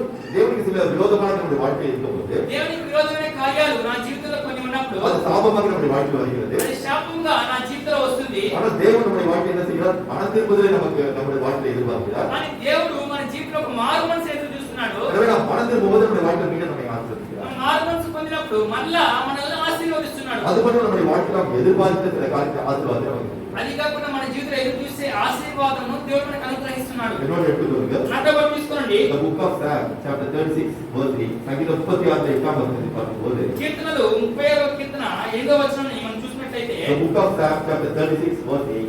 కీర్తనలు 30వ కీర్తన 8వ వచనము உமது ஆலயத்திலுள்ள சம்பூர்ணத்தால் திருப்தி அடைவார்கள். ఈ మందిరం యొక్క సమృద్ధి వలన సంతృప్తి నొందుతున్నారు. உமது பெருத்த நதி அவருடைய தாகத்தை தீர்க்கிறீர். ఈ ఆనంద ప్రవాహంలోని నువ్వు వారికి త్రాగించుతున్నావు. So நம்முடைய தேவனுடைய சமூகத்தில் என்ன இருக்கிறது? பரிபூர்ண ஆனந்தம் இருக்கிறது. మన దేవుని యొక్క సమూహంలో సన్నిధిలో ఏ విధంగా ఉంది? ఒక పరిపూర్ణమైన ఆనందం ఉంది. அவர் என்ன செய்ய ஐஸ்வர்ய சம்பந்தராக இருக்கிறார். ఆయన ఐశ్వర్య సంపన్నుడై ఉన్నాడు. அவருடைய கருத்தில் எல்லாமே இருக்கிறது. ఆయన హస్తంలో సమస్తం ఉన్నది. வானத்தை பூமியுடைய உன்னதமான தேவனாக இருக்கிறார். ఆకాశమును సృష్టించిన మహోన్నతమైన దేవుడై ఉన్నాడు. அவருடைய சமூகத்தில் துக்கத்தோடு வரும்போது ఆయన సమూహంలో మన దుఃఖంతో వచ్చినప్పుడు அவருடைய ஜெப வீட்டில் நம்மை மகிழ செய்கிறார். ఆయన ప్రార్థన ఇల్లులో ఆయన మనలో చేసి సంతోషింపజేస్తున్నాడు. அப்படிதான் நம்முடைய வாழ்க்கையில் நாம் சபைக்கு வரும்போது தேவன் நம்ம என்ன செய்ய முடியும்? ஆனந்தப்படுத்த முடியும். మనము సంఘానికి వచ్చినప్పుడు మాత్రమే దేవుడు మనల్ని ఆనందింపజేయగలడు. எனவே நாம் சபைக்குள் விட்டு விடாதபடிக்கு சபைக்கு நாம் தொடர்ந்து வருவதற்கு நாம் என்ன செய்ய பிரயாசப்பட வேண்டும். మన సంఘ కూడికలు విడవకున్నట్లు మన నిరంతరం సంఘ కూడికలుగా రావాలను. உங்க குடும்பத்தை பல காரியங்கள் வரலாம். మీ కుటుంబం అనేక కార్యాలు రావచ్చు. உங்க சொந்தக்கார காரியங்கள் பல காரியங்கள் வரலாம். మీ సొంత బంధువుల వివాహం ఇంకా చాలా కార్యాలు రావచ్చు. ஆனால் அதை விட மிக முக்கியமானது எது? దానికంటే గొప్ప విషయం ఏంటి? தேவனுடைய ஆலயத்திற்கு வருவது. దేవుని యొక్క మందిరానికి రావడము. நீங்கள் தேவனுடைய ஆலயத்திற்கு வரும்போதுதான் మీరు దేవుని యొక్క మందిరానికి వచ్చినప్పుడే தேவனோடு பேசி దేవుడి మీతో మాట్లాడి உங்களை சரி செய்து మిమ్మల్ని సరిచేసి அந்த பரலோக ராஜ்யத்தில் போவதற்கு உங்களை வழிநடத்துகிறார். ఆ పరలోక రాజ్యానికి వెళ్ళడానికి మిమ్మల్ని ஆனால் నడిపిస్తున్నాడు. தேவனை விட்டு நீங்கள் எப்போது விலகி செல்கிறீர்களோ ఎప్పుడైతే మీరు దేవుని విడిచిపెట్టి మీరు వెనుదిరుగుతున్నారో தேவனுடைய ஆசீர்வாதத்துக்கு தூரமாக செல்கிறீர்கள். మీరు దేవుని ఆశీర్వాదములకు దూరంగా వెళ్తున్నారు. ஒரு சின்ன உதாரணம் சொல்லி புரிய வைக்கிறேன். ఒక చిన్న ఉదాహరణ చెప్పి మీకు అర్థమయ్యేలా చేస్తాను. ஒரு சர்ச்சில் என்ன செஞ்சாங்க? இந்த சர்ச்சை இருக்குன்னா இங்கிலாந்து இருக்கு. அதாவது இங்கிலாந்து தேசத்துல இருக்கு. ఇంగ్లాండ్ దేశంలో ఒక చర్చ్ ఉండేది. அந்த சர்ச்சில் உள்ள ஒரு பார்த்தா ஒரு விசுவாசிகள் பல நாளா வந்து சமைப்பாரு. ఎందుకంటే ఆ సంఘంలో ఒక విశ్వాసి అనేక దినములుగా అనేక రోజులుగా ఆయన మందిరానికి రాలేదు. சோ அந்த சபையில பாஸ்டர் வந்து மீட்டிங் பண்ணாரு. ఆ సంఘంలో పాస్టర్ గారు ఇంటికి వెళ్ళారు. மீட்டிங் போடும்போது பார்த்தா அது வந்து உங்களுக்கு அது கோல்டு கட்டியா இருக்காங்க செய்வாங்க. கோல்டு கட்டியா இருக்காங்க. குளிர்காயத்துக்காக விறகு வச்சு நெருப்பு மூட்டி குளிர்காயம். అది ఒక చల్లని దేశం కాబట్టి ఏం చేస్తారంటే ఆ ఇంటి బయట వచ్చేసి కట్టెలు వేసి వెచ్చగా చలి కాసుకుంటూ ఉంటారు. சோ மூலையில பார்த்தா வந்து விறகு இருக்கும். அது வந்து நெருப்பு இருக்கும். பக்கத்துல உட்கார்ந்து சூடுங்க. அதாவது சூடா இருக்கிறது பக்கத்துல இருக்கும். పక్కన చేసి చూస్తే మూలలో ఒక చలి కాసుకుని ఒక పెట్టుకుంటారు. అక్కడ చలి కాసుకుంటూ ఉంటారు. சோ அப்படி இருக்கும்போது அவர் என்ன செய்ய மீட்டிங் பண்ணாரு. అలా ఉన్నప్పుడు ఆయన ఇంటికి వెళ్ళాడు. அப்போ அவர் ஒண்ணுமே பேசல. ఆయన ఏం మాట్లాడలేదు. அங்க பார்த்தா நிறைய வந்து என்ன செஞ்சு விறகு இருந்துச்சு. అక్కడ కట్టున్నాయి. அதை பார்த்து நிறைய இதுல வந்து விறகு இருந்தது. ఆడికి కట్టున్నాయి. அது ஒரு விறகு எடுத்து தனியா வச்சாரு. అక్కడ కట్టి తీసి పక్కన పెట్టాడు. அது எரிச்சிட்டு இந்த விறகு வந்து அணைஞ்சு போச்சு. అది మండుతున్న కట్టె ఆగిపోయింది. அந்த விசுவாசியை பார்த்தாரு. ఆ విశ్వాసం చూశాడు. திருப்பி அந்த அணைஞ்சு போன விறகு என்ன செஞ்சாரு? அது திருப்பி அதுக்குள்ள வச்சுட்டு ఆ ఆగిపోయిన కట్టె తీసి మళ్ళీ ఆ మంటలో పెట్టి அது திருப்பி எரிய ஆரம்பிச்சு. అది మళ్ళీ మండుతూ ఉంది. திருப்பி அந்த விறகு எடுத்து தனியா வச்சாரு. మళ్ళీ ఆ కట్టె తీసి పక్కన పెట్టాడు. இப்போ பார்த்தா திருப்பி அந்த விறகு அணைஞ்சு போச்சு. మళ్ళీ చూస్తే ఆ కట్టె ఆగిపోయింది. திருப்பி அந்த விறகு உள்ள வச்சுட்டு அப்படியே எழுந்து போனார். మళ్ళా చేసి ఆ లోపల పెట్టి ఆయన లేచి వెళ్ళాడు. இப்போ நேரத்துக்கு விசுவாசி வந்தாரு. నేరుగా వచ్చి ఆ విశ్వాసి వచ్చాడు. ஐயாவுக்கு வந்து இந்த பேசாம எல்லா கருத்தையும் சொல்லி புரிய வைக்க ரொம்ப சந்தோஷம். అయ్యా మీరు నాతో మాట్లాడకుండానే మీరు నాకు అన్ని కార్యాలు చెప్పి అర్థమేలా చేశారు. మీకు చాలా సంతోషము. நான் సభைకి ஐக்கியமா இருந்தாரா? నేను సంఘం ఐక్యంగా ఉంటేనే సో தேவனுடைய கிருபை இருந்தாரா? దేవుడి కృప ఉంటేనే இந்த வழக்கு பார்த்தா பத்தி எரிபடி அனலாக நமக்கு నేను ఇక్కడ ఈ కట్టె వెళ్ళి నువ్వు బగబగ మండగలను. ஆனா நான் தனியா இருக்கும்போது வந்து எப்படி போய் குளிர்ந்து போயிட்டோம். ஒன்றுக்கு பிரயோஜனமா போயிட்டேன். కానీ ఒంటరిగా ఉన్నప్పుడు నేను దేనికి ప్రయోజనం లేకుండా ఆగిపోతాను. సో இந்த தப்பை நான் புரிஞ்சுட்டேன். నా తప్పునే తెలుసుకున్నాను. நான் కட்டாయமா வர சண்டை நான் నేను வந்துடுறேன். ఖచ్చితంగా వచ్చే ఆదివారం నుంచి నేను మందిరానికి వస్తాను. நீங்க தந்த அட்வைஸ்க்காக ரொம்ப நன்றி. మీరు ఇచ్చిన సలహా బట్టి మీకు కృతజ్ఞతలు. సో இந்த அண்ணன் சொல்லி புரிய வைக்கிறேன். ఇందులోంచి మీకు అర్థం ఏం అర్థం చేస్తున్నాను? எப்படி நம்ம ஐக்கியமாக தேவனுடைய சபைக்கு இருந்தது ఏ విధంగా ఐక్యత సంఘంలో ఉన్నప్పుడు தேவனுடைய வாழ்க்கையை புரிந்து கூட அதன்படி வாழும்போது దేవుడు ఒక మాటలు అర్థం చేసుకుని ఆ ప్రకారం జీవించినప్పుడే நாம் ஆவியின் அனலாக அதாவது தேவனுக்காக வைராக்கியமாக இருக்கோம். మన ఆత్మలో తీవ్రతగా దేవుని కోసం వైరాగ్యంగా ఉండగలము. ஆனால் எப்போது நீங்கள் தேவனுடைய சபையை விட்டு விலகிறீர்களோ ఎప్పుడైతే మీరు దేవుని సంఘాన్ని విడిచిపెట్టి వెళ్ళిపోతున్నారో நீங்கள் குளிர்ந்து போய்விடுவீர்கள். మీరు చల్లబడిపోతారు. அப்ப தேவன் உங்களை விட்டு விலகும் போது சாத்தான கூட வரும். మీరు దేవుని రూపంలో విడిచి నుంచి వెళ్ళిపోయినప్పుడు సాతాను మీ తోడే ఉంటుంది. సో அடுத்து நம்ம பார்ப்போம். తర్వాత మనం చూద్దాం. மூன்றாவது சபை எப்படி இருக்க வேண்டும்? మూడోది మన సంఘం ఎటువంటి సంఘంగా ఉండాలి? You have to be prepared for the rapture of Jesus Christ. அதாவது இயேசுவுடைய வருகைக்காக நம்ம ஆயத்தப்படுத்த வேண்டும். యేసుక్రీస్తు వారి రాకడ కొరకు ఒక సిద్ధపడిన సంఘంగా ఉండాలి. நாம் எதற்காக தேவனுடைய சபைக்கு வருகிறோம்? ఎందుకోసం మనం దేవుని సంఘానికి వస్తున్నాం? நாம் இந்த உலகத்தில் பாவத்தில் சாபத்தில் இருந்தோம். ఈ లోకంలో మనం పాపముల శాపంలో ఉన్నాం. நாம் பாவம் மன்னிப்பு கேட்டு மனதில் கேட்டு ஞானஸ்நானத்தை பெற்றோம். మన పాప క్షమాపణ నిమిత్తము మారు మనసు పొంది బాప్తిసం పొందుకున్నాం. பிறகு சபைக்கு வந்தோம். మళ్ళా సంఘానికి వచ్చాం. எதற்காக சபைக்கு வந்தோம்? ఎందుకోసం సంఘానికి వచ్చాం? நம்முடைய சுபாவங்கள் மாற்றப்பட வேண்டும். మన స్వభావాలు మార్చబడవలెను. இயேசுவை போல ஒவ்வொரு நாளும் வாழ்வதற்கு பிரயாசப்பட வேண்டும். యేసుక్రీస్తు వారిలే వారి వలె ప్రతిరోజు మారడానికి ప్రయాసపడవలెను. உன்னாத சுபாவங்கள் மாற்றப்பட வேண்டும். అంతరంగ స్వభావాలు మార్చబడవలెను. இயேசுவின் வருகையில் அவரை போல மாறினால் அவரோடு செல்ல வேண்டும். యేసుక్రీస్తు వారి రాకడ ఆయన వలె మారి ఆయనతో మనం వెళ్ళవలెను. அந்த சர்ச்சிலே சர்ச் இஸ் டியூட்டி பார்ட். இது எப்படி ஒரு டியூட்டி பார்ட்டாக இருக்கிறது? మందిరం ఏ విధంగా ఉంది? ఒక బ్యూటీ పార్లర్ గా ఉంది. எப்படி நீங்க டியூட்டி பார்லர் போகும்போது உங்களுடைய வெளியில உள்ள ஃபேஷியல் எல்லாம் நீங்க ப்ளீச்சிங் பண்ணீங்களோ, ఏ విధంగా మీరు బ్యూటీ పార్లర్ వెళ్ళినప్పుడు మీ మొహాన్ని అందంగా మార్చుకుంటారో அதே போல உங்களுடைய உள்ளார்ந்த சுபாவம் எது மாற்றுகிறது? சபை மாற்றுகிறது. ఈ అంతరంగ స్వభావాలు ఏది మారుస్తుంది? సంఘము మారుస్తుంది. நீங்க செய்த தவறுகளை உங்களுக்கு கண்டித்து உணர்ந்து நீங்க செய்கிறது பாவம் என்பதை உணர்ந்து உங்களுக்கு சரியாக நடத்துகிறது. మీరు చేసే తప్పులను గద్దించి బోధించి మీరు చేసేది పాపం అని మీకు తెలియజేస్తుంది. அதை தான் தாவீது சங்கீதத்தில் சொல்கிறார். ఆ విషయాన్ని దావీదు ఆయన కీర్తనలో తెలియజేస్తున్నాడు. The book of Psalms chapter 73 verse 24. சங்கீதம் 73 24 வசனத்தை பார்க்கும்போது కీర్తన 73వ కీర్తన 24వ వచనం చూసినట్లయితే The book of Psalms chapter 73 verse 24. சங்கீதம் 73 24 வசனம். కీర్తనలు 73వ కీర్తన 24వ వచనము. உங்களுடைய ஆலோசனை நடத்தி முடிவில் என்னை மகிமை ஏற்றுக்கொள்கிறேன். ఈ ఆలోచన చేతను నడిపించదవు తర్వాత మహిమలో నిన్ను చేర్చుకొనువు. So தேவன் என்ன செய்கிறார்? కాబట్టి దేవుడు ఏం చేస్తున్నాడు? நம்முடைய வசனத்துக்கு நம்ம பேசுகிறார். ఆయన మాటలతో కొంత మాట్లాడుతున్నాడు. நம்மை சரியான நடத்துகிறார். ఆయన సరైన మార్గంలో முடிவில் నడిపిస్తున్నాడు. நம்மை மகிமை ஏற்றுக்கொள்கிறார். ముగింపులో ఆయన మహిమలో మనల్ని చేర్చుకుంటున్నాడు. அதுதான் இயேசு சொன்னார்.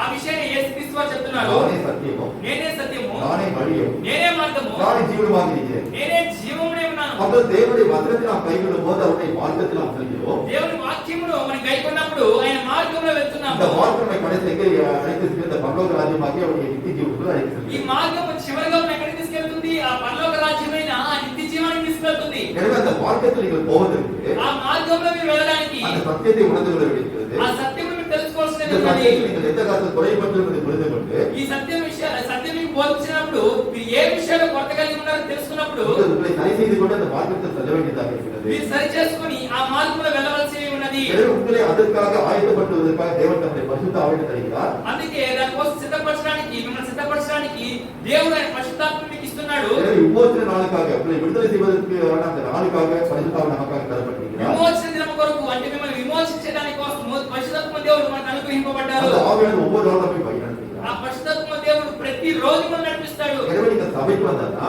మీ సంఘానికి వస్తేనే இந்த சபை மூலமாக நீங்க பரலோக ராஜ்யத்துக்கு போக ఈ முடியும். సంఘం మూలంగా మీరు పరలోక రాజ్యానికి వెళ్ళగలరు. ஒரு சம்பவத்தை சொல்லி உங்களுக்கு புரியாது. ఒక సంఘటన మీకు చెప్పి మీకు తెలియజేస్తాను. என்னோட எடுத்துக்கொள்ளுங்கள். నాతో పాటు తీసుకోండి. The book of Genesis chapter 28 ஆதியாகமம். 12, 13, 15 వచనాలు. The book of Genesis chapter 28 verse 12, 13 and 17.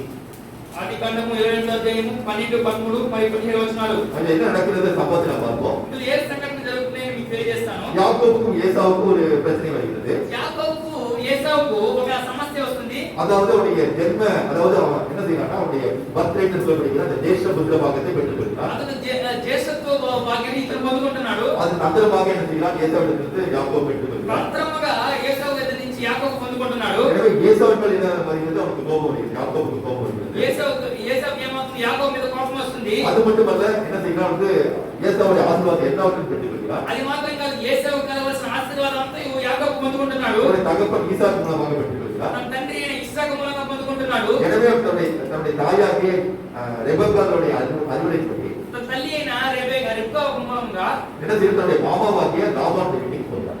తన మామ అయిన లాబాను ఇంటికి వెళ్తున్నాడు. அவர் போகும்போது வழியில் வந்து பெத்தேலுங்கிற இடத்துல என்ன செய்யறானா இலை பார்த்தான். అక్కడ ఏం చేస్తున్నాడు? వెళ్తున్నప్పుడు బెత్తెలు ఒక స్థలంలో అతను విశ్రాంతి తీసుకుంటున్నప్పుడు அப்போது ஒரு இடத்துல அவன் உறங்கும் போது అక్కడ ఒక చోట అతను నిద్రపోతున్నప్పుడు பெத்தேலுங்கிற இடத்துல வந்து நித்திரை செய்யும் போது బెత్తెలు అనే స్థలంలో అతను నిద్రిస్తున్నప్పుడు ஒரு சொப்பனத்தை காட்டினார். ఒక స్వప్నం చూస్తున్నాడు. அதை நாம் பார்க்க போகிறோம். అది మనం చూడబోతున్నాం. 12, 13, 17. అప్పుడు అతడు ఒక కల కనెను. అందులో ఒక నిచ్చెన భూమి మీద నిలువబడి ఉండెను. దాని కొన ఆకాశము నండెను. దాని మీద దేవుని దూతలు ఎక్కుచూ దిగుచూ ఉండిరి. அவன் ஒரு ஏணியை பார்த்து சீங்க லேடர் போய் ஏணியை பார்த்தான். అతడు ఒక నిచ్చెన చూస్తున్నాడు. அது வந்து கீழே இருந்து மேலே என்ன செய்யறாங்க? தேவதூதர்கள் போறாங்க. மேலே இருந்து இறங்குற పైకి పైనుంచి కిందకి దేవతలు దిగుతున్నారు ఎక్కుతున్నారు. மேலே வந்து யார் இருக்காரு? நம்முடைய தேவனாகிய கர்த்தர் இருக்கிறார். పైన ఎవరున్నారు? మన ప్రభు అయిన దేవుడు ఉన్నాడు.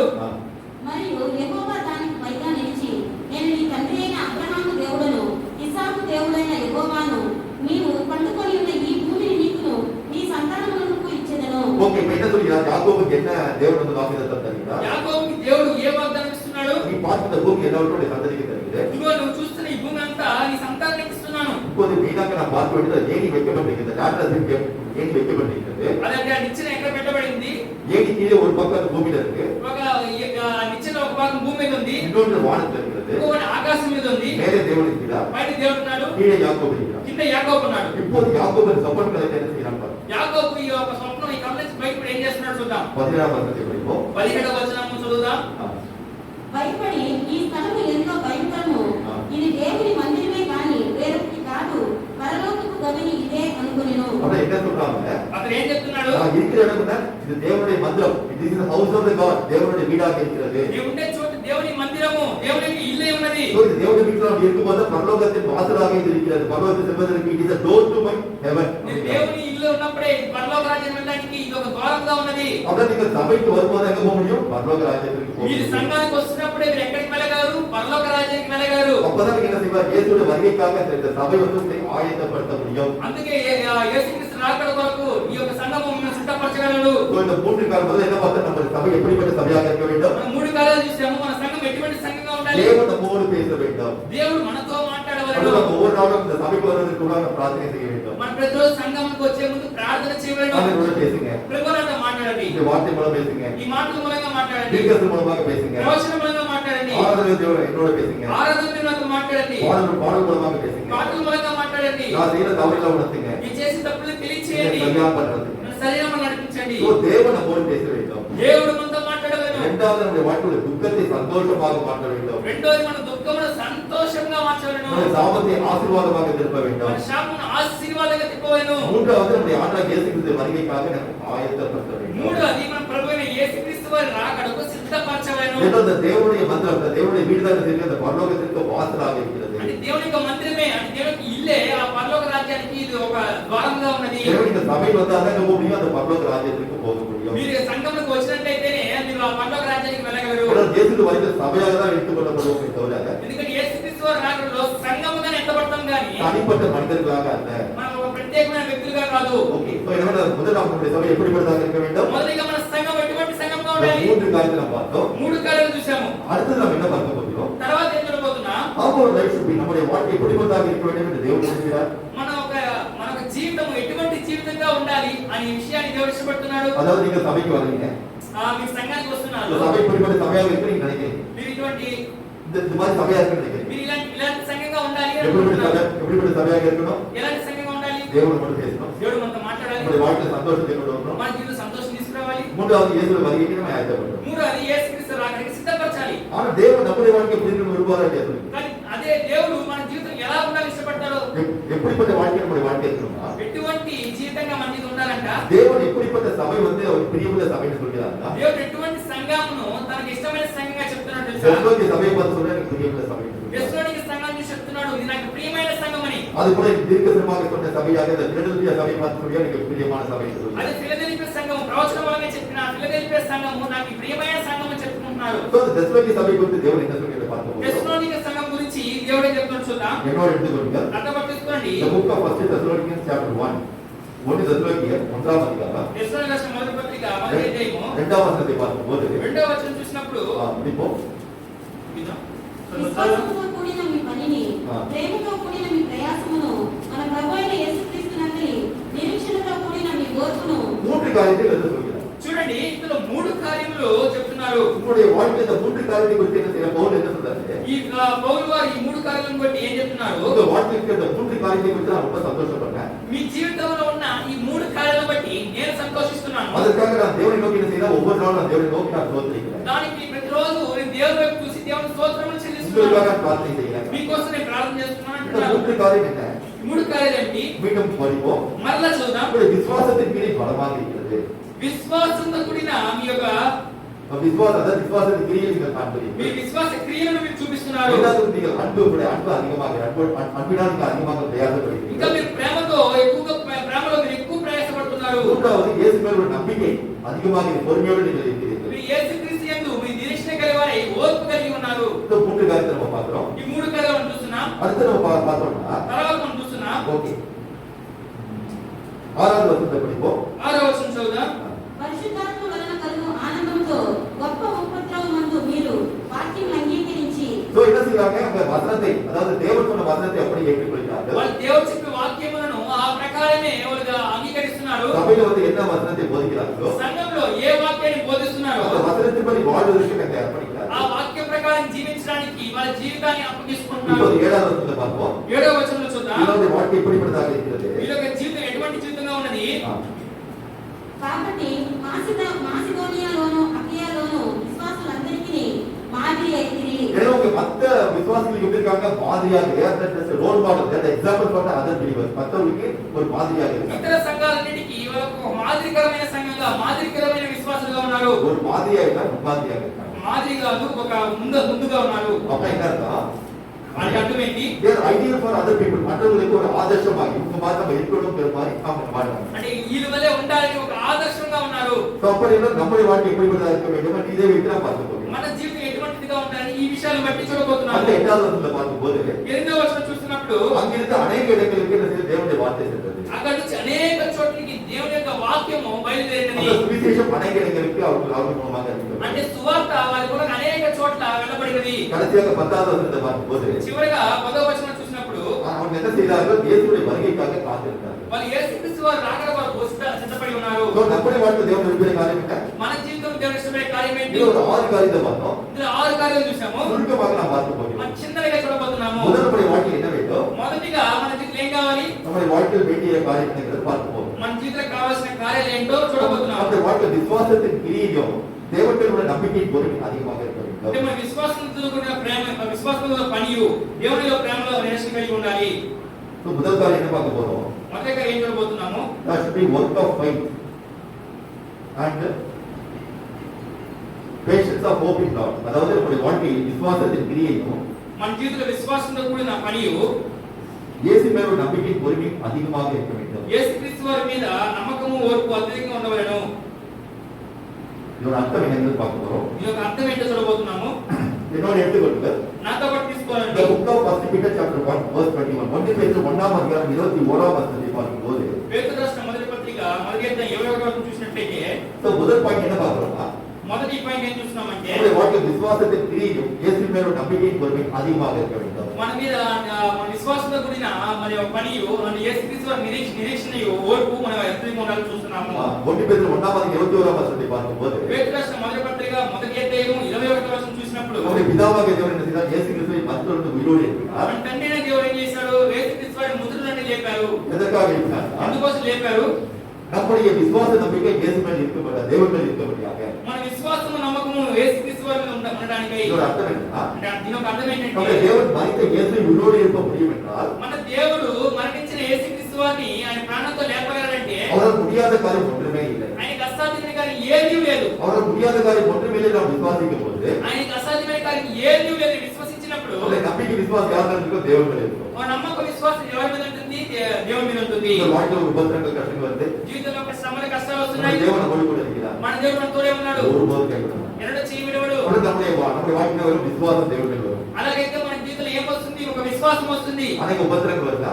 అనేక శ్రమలు వస్తున్నాయా? இயேசு ஏற்றுக்கொண்ட நமக்கு உபத்திரங்கள் வரும். యేసుక్రీస్తు వారిని అంగీకరించిన నిమిత్తం శ్రమలు వస్తాయి. இந்த உபத்திரங்கள் சகிக்கும் போது ఈ శ్రమలను సహించినప్పుడు நம்மை தேவன் விடுதலை செய்வார். ఇందులోంచి దేవుడు మనల్ని విడుదల చేస్తాడు. எனவே அவர்களை போல நம்முடைய வாழ்க்கையில் வேண்டும் விசுவாசத்தை நாம் கிரியில் காண்பிக்க வேண்டும். వాళ్ళ వల్లే మన జీవితం ఏం చేయాలి? మన జీవితంలో ఏం చేయాలి? విశ్వాసం క్రియలో కనపరచాలి. அதைத்தான் வந்து அன்றைக்கு அப்போஸ்தலர்கள் வந்து சீஷர்கள் சொன்னாங்க. అలాగే అపోస్తలులు శిష్యులకు చెప్పారు. The book of Acts chapter 14 verse 22. அப்போஸ்தலர் நடவடிக்கைகள் 14ஆம் அதிகாரம் 22ஆம் வசனத்தை பார்க்கும்போது అపోస్తలుల కార్యములు 14వ అధ్యాయము 22వ వచనం చూసినప్పుడు The book of Acts chapter 14 verse 22. அப்போஸ்தலர் நடவடிக்கைகள் 14ஆம் அதிகாரம் 22ஆம் வசனம். అపోస్తలుల కార్యములు 14వ అధ్యాయం 22వ వచనము మనం చూసినప్పుడు శిష్యుల మనసులను దృఢపరిచి முதல்ல என்ன செய்தார்? நம்மை பார்த்து சொல்லுங்க மனசு வந்து திடமா இருக்கணும், தைரியமா இருக்கணும். అంటే మనం చూసి చెప్తున్నాం మీ యొక్క దృఢంగా ఉండాలి. మీరు మీ విశ్వాసం దృఢంగా ఉండాలి. విశ్వాసమందు నిలకడగా ఉండవలెనని. సో முதல்ல நம்முடைய வாழ்க்கை என்ன வேண்டும்? தைரியம் வேண்டும். మొదటిగా మన జీవితం ధైర్యం కావాలి. எதற்கு தைரியம் வேண்டுமா? దేనికి ధైర్యం కావాలి? வாழ்க்கையில ஒரு கஷ்டங்கள் வரும்போது జీవితంలో ఒక కష్టం వస్తున్నప్పుడు நம்ம சோர்ந்து போயிடுவோம். మనం సొమ్మసిల్లిపోతాం. அப்ப நம்மளுக்கு சந்தேகம் வரும், అప్పుడు మనకు సందేహం వస్తుంది, அவிசுவாசம் வரும். అవిశ్వాసం వస్తుంది. அவங்களுக்கு கொரோனா வந்துச்சு பாரு பக்கத்து வீட்டுல, చూడు పక్క వాళ్ళకి కరోనా వచ్చేసింది, இந்த ஆபீஸ்ல பக்கத்துல உள்ளவருக்கு வந்து கொரோனா வந்துச்சு.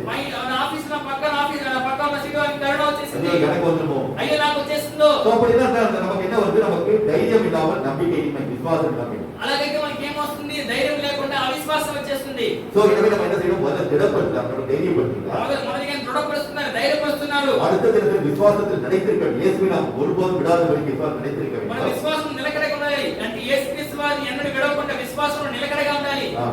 అనేక శ్రమలను అనుభవించి మనము దేవుని రాజ్యంలో ప్రవేశింపవలనని వారిని హెచ్చరించింది. அது அநேக உபத்திரவங்களுடைய வாழ்க்கையில் வரும். అనేక శ్రమలు మన జీవితంలో కలుగుతాయి. ஒன்று இயேசுவை கெட்டப்படுத்த நிமித்தம் வரும். మొదటిది యేసుక్రీస్తు వారిని అంగీకరించే నిమిత్తం వస్తుంది. இரண்டாவது நாம் உலகத்தில் இருக்கிற காரணத்தினால் உலகத்தின் மூலமாக பல காரியங்கள் வரும். రెండోది మనం ఈ లోకంలో ఉన్నాం కాబట్టి ఈ లోకం నిమిత్తం మనకి శ్రమలు వస్తాయి. எனவே இந்த உபத்திரவம் சகிப்பதற்காக நாம் அழைக்கப்பட்டிருக்கிறோம். ఈ శ్రమలను సహించడానికి మనం పిలువబడి ఉన్నాము. எனவே நாம் நம்மை திடப்படுத்திக் கொள்ள வேண்டும். కాబట్టి మనం దృఢపరచుకోవాలి. விசுவாசத்தில் குறையாதபடி விசுவாசத்தில் பலம் கொள்ள வேண்டும். విశ్వాసంలో కొట్టగలకుండా విశ్వాసంలో బలపడాలి. எனவே நாம் அந்த அநேக உபத்திரவ வழியாக நாம் வந்து பொறுமையோடு சென்றால்தான் అనేక శ్రమల గుండా మనం ఓపికగా వెళ్తేనే அந்த பரலோக ராஜ்யத்துக்கு போக முடியும். ఆ పరలోక రాజ్యానికి వెళ్ళగలం. இன்னைக்கு தேவ தீர்க்கதரிசியாக போல என்ன பேசினா, దేవుడు ప్రవచనంగా ఈ రోజు మనం ఏం మాట్లాడారు? எனக்கு கொஞ்சம் தான் பலம் இருக்கு, మనకు కొద్దిగా బలం ఉంది, உங்க வாழ்க்கையில பல கஷ்டங்கள் வருது, నా జీవితంలో అనేక కష్టాలు వస్తున్నాయి. அதனால அதை குறித்து பயப்படாம కానీ దాని గురించి భయపడకుండా நாமத்திற்காக எல்லா காரியத்தையும் செய்யணும். ఆయన నా నామమును బట్టి నువ్వు అన్ని కార్యాలు చేస్తున్నావు. உன்னுடைய வசனத்திற்காக நீ பொறுமையோடு எல்லாத்தையும் காத்து. నా వాక్యం బట్టి నువ్వు ఓపికగా నువ్వు అన్ని కాచుకుంటున్నావు. அதனால என்ன செய்யுது, உலகத்துல வர எந்த உபத்திரம் வராதபடி அப்படி பாதுகாத்து. కాబట్టి నేను నీకేం చేస్తాను, నీ లోకంలో వచ్చి ఏ సోదరులో నుంచి నేను తప్పిస్తాను. உன்னுடைய வாழ்க்கையில அநேக உங்களுக்கு மனசுல வந்து எனக்கு இது செய்யணும், அதுக்கு பல விருப்பங்கள் இருக்கு. అనేక ఇలా మనసులో ఇది చేయాలి మనసులో ఇష్టాలు ఉంటాయి. உனக்கு முன்பாக திறந்த வார்த்தை வைக்கிறது. ఇదిగో నీ ఎదురు ఒక తెరిచిన తలుపు ఉంచుతున్నాను. எப்போ வைக்கிறது, ఎప్పుడు పెడతానంటున్నాడు? உங்களுடைய வாழ்க்கையில் விசுவாசம் வேண்டும், మీ జీవితంలో విశ్వాసం కావాలి, நம்பிக்கை வேண்டும், నమ్మకం కావాలి, அந்த వచనத்தின்படி வாழ்வதற்கு பொறுமை ఆ வேண்டும். వాక్యం బట్టి జీవించడానికి ఓపిక కావాలి. நான் சொல்றது புரியுதா? చెప్పేది మీకు అర్థమవుతుందా? எப்போது தேவன் உங்களை ஆபத்தில் விடுவிப்பார்? దేవుడు ఎప్పుడు మిమ్మల్ని అపాయం నుంచి విడిపిస్తాడు? அவருடைய நாமத்தை நிமித்தம் அவர் விசுவாசத்தோடு வாழ வேண்டியது அவசியமாக இருக்கிறது. ఆయన నామమును బట్టి ఆయన విశ్వాసం కలిగి జీవించవలసి ఉన్నది. நம்பிக்கையோடு நாம் பொறுமையாக வாழ வேண்டியது அவசியமாக இருக்கிறது. నమ్మకంతో ఓపిక కలిగి జీవించవలసి ఉన్నది. இப்படி வாழும்போது தேவன் நம்மை பார்த்து சொல்கிறார், ఇలా జీవిస్తున్నప్పుడే దేవుడు మనకు చెప్తున్నాడు, உனக்கு முன்பாக திறந்த வாசல் வைக்கிறது எதுவும் உனக்கு தெரியாது. ఇదిగో నీ ఎదురు తెరిచిన తలుపు ఉంచినాను, ఏది నీకు అడ్డుపడదు. உங்கள் வாழ்க்கையில் என்ன வந்து உங்களுடைய மனசு விருப்பம், నీ హృదయంలో ఏదైతే ఇష్టమైతే ఉన్నదో, வீடு கட்டணும் கட்டணும்னா வீடு கட்டணும்னா ఇల్లు కట్టాలనుకోవచ్చు, நடுவு உத்தியோகம் கிடைக்கணுங்களா, మంచి ఉద్యోగం இந்த దొరకాలనుకోవచ్చు, மாதிரி ஒவ்வொருத்தரும் உள்ளத்துல ஒரு விருப்பங்கள் இருக்கா. లేక ప్రతి ఒక్క హృదయంలో ఒక వచ్చేసి ఇష్టం ఉండవచ్చు. ஆனால் தேவன் வந்து ஒரு காரியத்தை எதிர்பார்க்க அதை நீங்க செய்யும் போது உங்களுக்கு தேவன் அதை செய்ய முடியும். దేవుని మీద ఒక కార్యం ఎదురు చూస్తున్నాడు, అని చేసినప్పుడే దేవుడు మీకు అది చేస్తాడు. உங்கள் வாழ்க்கையில் தேவன் என்ன எதிர்பார்க்கிறார்? మీ జీవితం దేవుడు మీద ఎదురు చూస్తున్నాడు. உங்கள் வாழ்க்கையில் அநேக சோதனைகள் வரும். మీ జీవితంలో అనేక శోధనలు వస్తాయి. இந்த சோதனை வரும்போது விசுவாசம் குறையாதபடி நாம் என்ன செய்யணும்? விசுவாசத்தில் நாம் பரிபூர்ணப்பட வேண்டும். ఈ శోధనలు వచ్చినప్పుడు విశ్వాసంలో మనం తగ్గిపోకుండా మనం విశ్వాసం కలిగి ఉండాలి. நமக்கு பொறுமை வேண்டும். మనకు ఓపిక కావాలి. இந்த பொறுமை வரும்போது நம்ம வாழ்க்கையில வந்து பரிபூர்ணமாக மாறி தேவனை நம்பிக்கை வைப்போம். ఈ ఓపిక ఉన్నప్పుడు మాత్రమే మనం పరిపూర్ణంగా మారి దేవుని మీద నమ్మకం ఉంచగలము. அதைத்தான் சொல்லிய பவுல் மூலமாக சொல்கிறார். పౌలు మూలంగా చెప్తున్నారు. The book of Romans chapter 5 verse 3. ரோமர் எழுதின 5ஆம் அதிகாரம் 3ஆம் வசனத்தை பார்க்கும்போது రోమీయుల రాసిన పత్రిక 5వ అధ్యాయం 3వ వచనం మనం చూసినట్లయితే நம்முடைய வாழ்க்கை உபத்திரங்கள் ஏன் வருகிறது? మన జీవితంలో ఈ శ్రమలు ఎందుకు కలుగుతున్నాయి? Why the afflictions are coming in our lives?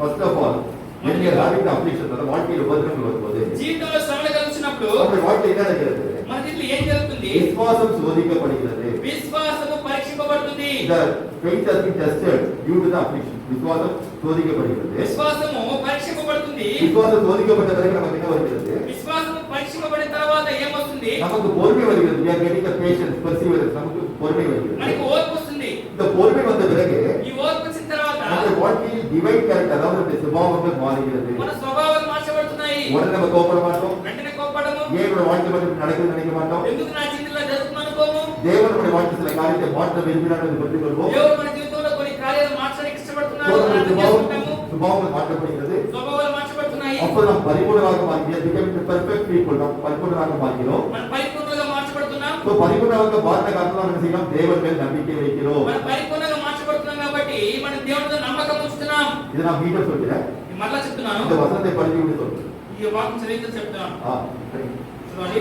అంతేకాదు శ్రమ ఓర్పును సో நம்முடைய வாழ்க்கையில சமங்கள் உபத்திரங்கள் வரும்போது நமக்கு என்ன செய்யுது? பொறுமை கொண்டு வருகிறது. అంటే ఈ శ్రమలు మన జీవితంలో కలిగినప్పుడు మనకి ఏం కలుగజేస్తున్నాయి? ఓర్పు సో కలుగజేస్తున్నాయి. பொறுமைக்கு முன்பாக சில காரியம் நடக்கிறது. அதான் நான் சொல்றேன். ఓర్పుకు ముందు కొన్ని కార్యాలు జరుగుతున్నాయి. ఆ ఆ కార్యం చేస్తున్నాను. ఉపద్రవం வருவதற்கு நம்முடைய விசுவாசம் சோதிக்கப்படுகிறது. మీ శ్రమలు కలిగినప్పుడు మీ యొక్క విశ్వాసము పరీక్షింపబడుతుంది. இந்த விசுவாசம் சோதிக்கப்படும் போதுதான் உங்களுக்கு பொறுமை வருகிறது. ఈ విశ్వాసం పరీక్షింపబడినప్పుడే మీకు ఓర్పు కలుగుతున్నది. இந்த பொறுமை மட்டும் நமக்கு போதாது. ఈ ఓర్పు మాత్రం చాలదు. நீடிய பொறுமை நமக்கு வேண்டும். எப்படி வேண்டும்? దీర్ఘ శాంతం మనకు కావాలి. இந்த நீடிய பொறுமை வந்தாதான் நம்ம எப்படி இருக்க முடியும்? we can become the perfect பரிபூர்ணராக மாற முடியும். ఈ దీర్ఘ శాంతము మన జీవితంలో వచ్చినప్పుడే మనం పరిపూర్ణంగా మారగలము. நம்முடைய வாழ்க்கை தேவன் அநேக சோதனைகள் நம்முடைய வாழ்க்கை கஷ்டத்தை கொண்டு வந்து நம்மை பரிபூர்ணராக மாற்றுகிறார். దేవుడు మన జీవితంలో అనేక శ్రమలు అనేక కష్టాలు తీసుకొచ్చి మన పరిపూర్ణంగా మార్చడానికి ఇష్టపడుతున్నాడు. நம்முடைய சுபாவங்கள் மாறினது. మన స్వభావాలు మార్చబడుతున్నాయి. உடனே டக்குனு வர கோபம் போயிடுது. వెంటనే టక్కన వచ్చే కోపం పోతుంది. சாதியம் வருது. సాత్వికం వస్తుంది. மற்ற எல்லா இடத்துல அன்பு செலுத்த முடியுது. అందరి మీద ప్రేమ చెల్లించవలసి சமாதானம் చేస్తున్నాము. சமாதானம் இருக்க முடியுது. సమాధానం ఉండగలుగుతున్నాము. ஆசானிக்கிற நிச்சயம் வருது. ఆశా నిగ్రహము వస్తుంది. விசுவாசம் அதிகமா பெருகுது. విశ్వాసం అత్యధికంగా పెరుగుతుంది. மற்றவர்கள் இறக்கம் வருது. ఇతరుల మీద కనికరం அவருடைய వస్తుంది. ஆவிக்குரிய கனிகள் நம்முடைய வாழ்க்கையில் வந்து நாம் பரிபூர்ணராக மாறுகிறோம். అంటే ఆత్మీయ ఫలములు మన జీవితంలో వచ్చి మనం పరిపూర్ణంగా మారుతున్నాము. இப்போ தேவன் நம்முடைய நம்பிக்கை மாறாமல் இருக்கிறது. ఇప్పుడు మన దేవుడి మీద ఉంచిన నమ్మకము మారకుండా ఉన్నది. தேவன் என்னுடைய வாழ்க்கையை விட பிரியமா இருக்காரு. దేవుడు నా జీవితంలో చాలా ప్రియంగా ఉన్నారు. நீதிமான்கள் அநேக சோதனைகள் உபத்திரம் வந்தாலும் నీతిమంతులకి అనేక ఆపదలు అనేక శ్రమలు కలిగినప్పుడు కూడా கட்டாயமாக இருப்பார். ఖచ్చితంగా இந்த విడిపిస్తాడు. நம்பிக்கை வாழ்க்கையில் வரும். అటువంటి నమ్మకము నా జీవితంలో వస్తుంది. அப்புறம் முதல் காரணத்தை வாழ்க்கையில் என்ன புரிந்து கொள்ள வேண்டும்? మొదటి కార్యం నా జీవితంలో అర్థం చేసుకోవాలి. இந்த விசுவாசத்தில் கிரியை நம்முடைய வாழ்க்கையில் வெளிப்பட வேண்டும். அதாவது விசுவாசமா இருப்பது நம்முடைய காரியத்தில் வெளிப்படுத்த வேண்டும். ఈ విశ్వాసము నా క్రియల మూలంగా నేను బయలుపరచుకోవాలి. நம்முடைய விசுவாசம் தான் உலகத்தை ஜெயிக்கிற ஜெயம் என்று தேவன் నీ విశ్వాసమే లోకమును జయించే జయము అని దేవుడు చెప్తున్నాడు. முதல் காரியம் தேவனுடைய வாழ்க்கை எதிர்பார்க்கிற காரியம் என்ன? మొదటిగా దేవుడు మన జీవితంలో ఎదురు చూసే కార్యం ఏంటి? நம்முடைய வாழ்க்கை விசுவாசத்தின் கிரியை இயேசுவின் நம்பிக்கை பொறுமை அதிகமாக இருக்க வேண்டும். మన జీవితంలో విశ్వాసముతో కూడిన క్రియలు యేసుక్రీస్తు అన్న నమ్మకము అత్యధికంగా ఉండాలి. நம்முடைய விசுவாசம் நங்கூரமாக தேவனில் இருக்க வேண்டும். அதாவது நங்கூரமாக தேவனில் இருக்க வேண்டும். యేసుక్రీస్తు விசுவாசம் యేసుక్రీస్తు మీద విశ్వాసము లంగరవలే ఉండవలెను. உதாரணம் உங்களுக்கு சொல்லி புரிய வைக்கிறேன். ఉదాహరణకి చెప్పే విధంగా అర్థం చేస్తాను. நயாகரான்னு ஒரு பெரிய வாட்டர் ஃபால்ஸ் நீர்வீழ்ச்சி இருக்கு. నయాగరా పెద్ద జలపాతం ఉండేది. கனடா அமெரிக்கா இந்த தேசத்துக்கு நடுவில். కెనడా అమెరికా మధ్యలో ఉండేది. சோ அந்த வாட்டர் ஃபால்ஸ் பார்த்தா பயங்கரமா தண்ணி வந்து அத வந்து ஃப்ளோ ஆயிட்டு இருக்கும். ఆ వాటర్ ఫాల్స్ అంటే ఆ జలపాతం భయంకరంగా నీరు ప్రవాహం పోతూ ఉంటుంది. அது பல பேர் போட்டிங் போவாங்க. போட்லயே போவாங்க பக்கத்துல பார்த்து. అనేకులు ఆ బోటింగ్ వెళ్తూ ఉంటారు అక్కడ. சோ அந்த போட்ல போறதுக்கு முன்னாடி ஒரு போர்டு வச்சிருப்பாங்க. ఆ బోటింగ్ లో వెళ్ళేటప్పుడు ఒక boat పెట్టుంటారు. Before leaving the boat, you have confirmed that whether you are anchor. அதாவது இந்த போட்டை எடுத்து போவதற்கு முன்பாக ఈ యొక్క బోట్ ని మీరు తీసుకుని వెళ్ళే మునుపు இந்த anchor இருக்கா? அதாவது మీ anchor దగ్గర இருக்கா? ఉందా? எதற்காக? ఎందుకోసం అంటే நீங்க தண்ணியில போயிட்டே இருக்கீங்க. నీళ్ళ వెళ్తున్నారు. திடீர்னு தண்ணி பிரவாகம் பயங்கரமா வருது. నీళ్ళ ప్రవాహం భయంకరంగా அப்ப వస్తుంది. அந்த anchor போடுறது நங்கூரத்தை போடுறது. ఆ లంగర్ మీరు వేసినప్పుడే அது அந்த மண்ணுல பட்டு உங்க போட்டை அசையமா பாருங்க. ఎందుకంటే ఆ నీళ్ళలో పడి అది వచ్చేసి ఆ బోట్ కి ప్రవాహాన్ని కొట్టుకోకుండా ఆపుతుంది. இல்லாட்டி அந்த வாட்டர் ஃபால்ஸ்ல போய் நீங்க வந்து போட்டோட போய் தண்ணிக்குள்ள போயிடுவீங்க. మీరు ఏం చేస్తారు? బోట్ తో నీళ్ళలోనే ప్రవాహంతో వెళ్ళిపోయి నీళ్ళలో మునిగిపోతారు. எதுக்கு நீங்க அங்க போன அப்படின்னு சில பேர் நினைக்கலாம். ఎందుకు అక్కడ వెళ్ళాలనుకుంటున్నారు అనుకోవచ్చు. சில பேருக்கு பார்த்தா இது மாதிரி பயங்கரமான காரியத்தை பக்கத்துல பார்க்கறது ரொம்ப சந்தோஷமா இருக்கு. చాలా మందికి భయంకరమైన కార్యాలు పక్కన నుండి చూడాలనుకుంటూ ఉంటారు. எப்படி அந்த ஆங்கர் என்ன செய்யுது நம்மள வந்து பார்த்து பாதுகாக்கிறதோ ఏ విధంగా అందరూ వాళ్ళని కాపాడుతుందో அது மட்டும் முடியும். விசுவாசமாக அந்த ஆங்கர் என்ன செய்யணும்? தேவன் மேல் இருக்க வேண்டும். అదే విశ్వాసమే అందరూ దేవుని మీద ఉండవలెను. நம்முடைய வாழ்க்கை விசுவாச நம்பிக்கை தேவன் உறுதியாக இருக்க வேண்டிய அந்த ஆங்கர் தேவன் இருக்க வேண்டும். మన దేవుని మీద విశ్వాసం నమ్మకము ఆ లంగర వలె ఖచ్చితంగా ఉండవలెను. ஓகே, சோ முதல் காரியம் என்ன பார்த்தோம்? మొదటిగా ఏం చూసాము? தேவனுடைய வாழ்க்கை எதிர்பார்க்கிற காரியம் என்ன? దేవుడు మన జీవితంలో ఎదురు చూసే కార్యం ఏంటి? விசுவாசத்தின் மேல் நம்பிக்கை பொறுமை அதிகமாக இருக்க வேண்டும். విశ్వాసము నమ్మకం ఓర్పు అత్యధికంగా ఉండవలెను. இரண்டாவது காரியம் రెండవ కార్యము லாபர் ஆஃப் லவ். நம்முடைய வாழ்க்கையில் அன்பின் பிரயாசம் அதிகமாக இருக்க வேண்டும். ప్రేమలో అత్యధికంగా ప్రయాసపడవలెను. அதாவது எல்லாருக்கும் நீங்க சொன்னா எனக்கு வந்து அன்பு இருக்கு, மத்த பேர் அன்பு இருக்குன்னு சொன்னா మీరు అందరూ చెప్పవచ్చు నాకు ఇతరుల మీద ప్రేమ ఉందని. அதாவது அன்பு நம்முடைய கிரியில் காண்பிக்க வேண்டியது அவசியமாக இருக்கு. కానీ ఆ ప్రేమ మనము క్రియలో చూపవలసి ఉన్నది. இயேசு இதை பார்த்து என்ன சொல்கிறார்? యేసుక్రీస్తు వారు దీన్ని చూసి ఏం చెప్తున్నారు? என்னோட எடுத்துக்கொள்ளுங்கள். నాతో పాటు తీసుకోండి. The book of John, chapter 13, verse 34 and 35. யோவான் 13ஆம் அதிகாரம் 34 35ஆம் வசனம். యోహాను సువార్త 13వ అధ్యాయము 33 34 వచనాలు.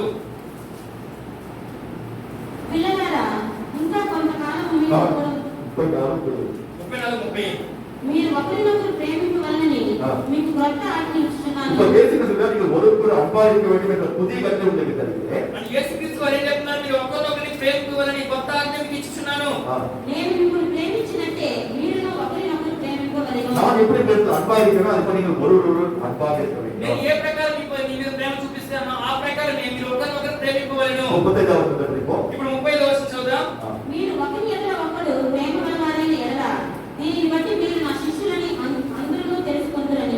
சபையில் ஒருவருக்கொருவர் அன்பாக இருந்தால், మీ సంఘంలో ఒకరి పట్ల ఒకరు ప్రేమ కలిగి ఉంటే, அதுபோல குடும்பத்தில் ஒருவருக்கொருவர் அன்பாக இருந்தால், కుటుంబంలో ఒకరి పట్ల ఒకరు ప్రేమ కలిగి ఉంటే, அதுபோல மற்றவர்கள் என்ன புரிந்து கொள்வார்கள்? நீங்கள் இயேசுவுடைய பிள்ளைகள், தேவனுடைய பிள்ளைகள் என்று புரிந்து கொள்வார்கள். ఇతరులు ఏం తెలుసుకుంటారు? మీరు యేసుక్రీస్తు వారి పిల్లలు, దేవుని పిల్లలు అని తెలుసుకుంటారు. அப்படின்னு ஒரு அர்த்தம் என்ன? దీని అర్థం ఏంటి? நம்முடைய ஆண்டவர் இயேசு கிறிஸ்து நம்ம எத்தனை அன்பு கொண்டாரோ, మన ప్రభువైన యేసుక్రీస్తు వారు ఎటువంటి ప్రేమను మన మీద ఉంచారో, அவருடைய ஜீவனை நமக்காக அந்த சிலுவை தந்தாரோ, ఆయన జీవమును ఆ సిలువలో మన కొరకు ఏ విధంగా అర్పించారో, நாம நம்முடைய ஜீவனை கூட மற்றவர்களுக்காக தர வேண்டியது தேவனுடைய சித்தமாக இருக்கிறது. మన జీవం కూడా ఇతరుల కొరకు ఇవ్వడము సిద్ధం కలిగి ఉండాలి దేవుని చిత్తమే ఉంది. இப்படிப்பட்ட எதிர்பார்ப்பு தேவன் తెలుసుకోబోது, ఇటువంటి ఎదురు చూపు దేవుని మీద ఉన్నప్పుడు நாம் மற்றவர்களை நாம் விரோதிக்காதவர்களுக்கு, మన ఇతరులను విరోధంగా చూపించుకున్నట్లు அவர்கள் செய்த காரியத்தை மன்னித்து వాళ్ళు చేసిన కార్యాలను క్షమించి ஒருவருக்கு அன்பாக சமாதானமாக இருக்க வேண்டும் என்று தேவன் சொல்கிறார். ఒకరి పట్ల ఒక సమాధానంగా ప్రేమ కలిగి ఉండాలని చెప్తున్నారు. இந்த அன்பு குறையாதபடிக்கு ஒவ்வொரு நாளும் அன்பு பெருக வேண்டும், ఈ ప్రేమ తగ్గకుండా ప్రతిరోజు పెరగవలను, பெருகி நிலைத்திருக்க வேண்டும். పెరిగి నిలిచి ఉండవలను. அப்பதான் இயேசுவின் வழி நாம் பிதாவுக்கும் காமிட்டிருப்போம், கரையற்ற பரிசுத்தவான்களாக இருப்போம். అదే ఎప్పుడు యేసుక్రీస్తు వారి రాకడలో తండ్రి ఎదుట ఎలా ఉంటాము, ఎటువంటి కళంకమైన మంట లేకుండా ఉంటాము. So, இதை நாம் படிப்பை என்ன சொல்றான்னு பார்ப்போம்.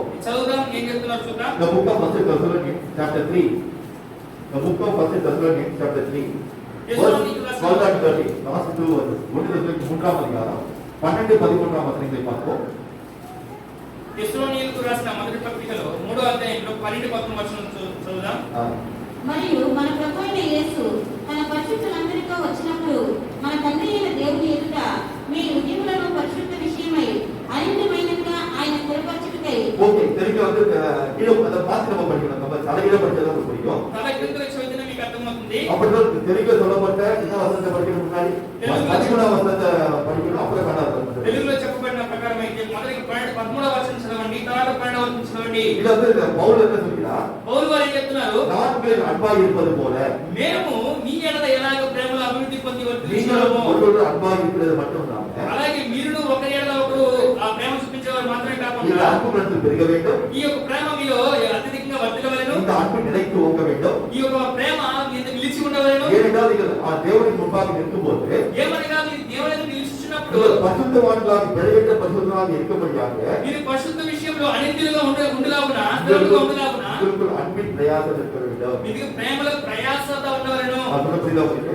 నేను చెప్పేది మీకు అర్థమవుతుందా? நீங்கள் நானும் தேவனுக்கு முன்பாக நிற்கும்போது మీరు నేను దేవుని ఎదుట నిలిచినప్పుడు, இயேசுவின் வழியில் அவரோடு கூட அங்கே செல்லும்போது యేసుక్రీస్తు వారి రాకడలో ఆయనతో కూడా వెళ్తున్నప్పుడు நீங்கள் உங்களுடைய சகோதரத்தில் நீங்கள் அன்பு செலுத்தாவிட்டால், మీ సహోదరులు ఎడల మీరు ప్రేమ చూపించకపోతే, நீங்கள் பகைக்கிறவர்களாக இருந்தால், మీరు పగ చూపించేవారైతే, அவர் செய்த காரியத்தை மன்னிக்காதவர்களாக இருந்தால், వాళ్ళు చేసిన కార్యాలను మీరు క్షమించిన వారి అయితే, தேவனுக்கு முன்பாக நீங்கள் பாவம் செய்வதாக இருப்பீர்கள். మీరు దేవుని ఎదుట మీరు పాపం చేసిన వారిగా ఉంటారు. எனவே தேவனுக்கு நீங்கள் அன்பு செலுத்துவது மட்டும் போதாது, దేవుడికి ఏం చెప్తున్నారంటే మీరు ప్రేమ చెల్లించడం మాత్రం సరిపోదు. இந்த அன்பு இன்னும் அதிக அதிகமாக பெருக வேண்டும், ఈ ప్రేమ ఇంకా అత్యధికంగా పెరుగుతూ ఉండాలి, பெருகி நிலைத்திருக்க வேண்டும். పెరిగి స్థిరముగా ఉండాలి. அப்படின்னா இதோட அர்த்தம் దాని என்ன? అర్థం ఏంటి? அதைத்தான் நீங்க வந்து கீழ்த்தராக வசனம் சொன்னீங்க. ఈరోజు కీర్తన ఒక వాక్యం చెప్పింది, So, உங்களுடைய நாவினாலும் வசனத்தினாலும் மட்டுமல்ல, నాలుగుతోను మాటతో చేతన మాత్రమే కాకుండా நாம் கிரியையினால் உண்மையினால் அன்பு கூற கடவுள். మన క్రియతోను మనము ప్రేమ చెల్లిస్తాము, ஒரு నిజంగా ప్రేమ చెల్లిస్తాము. உதாரணம் சொல்ல பாருங்க.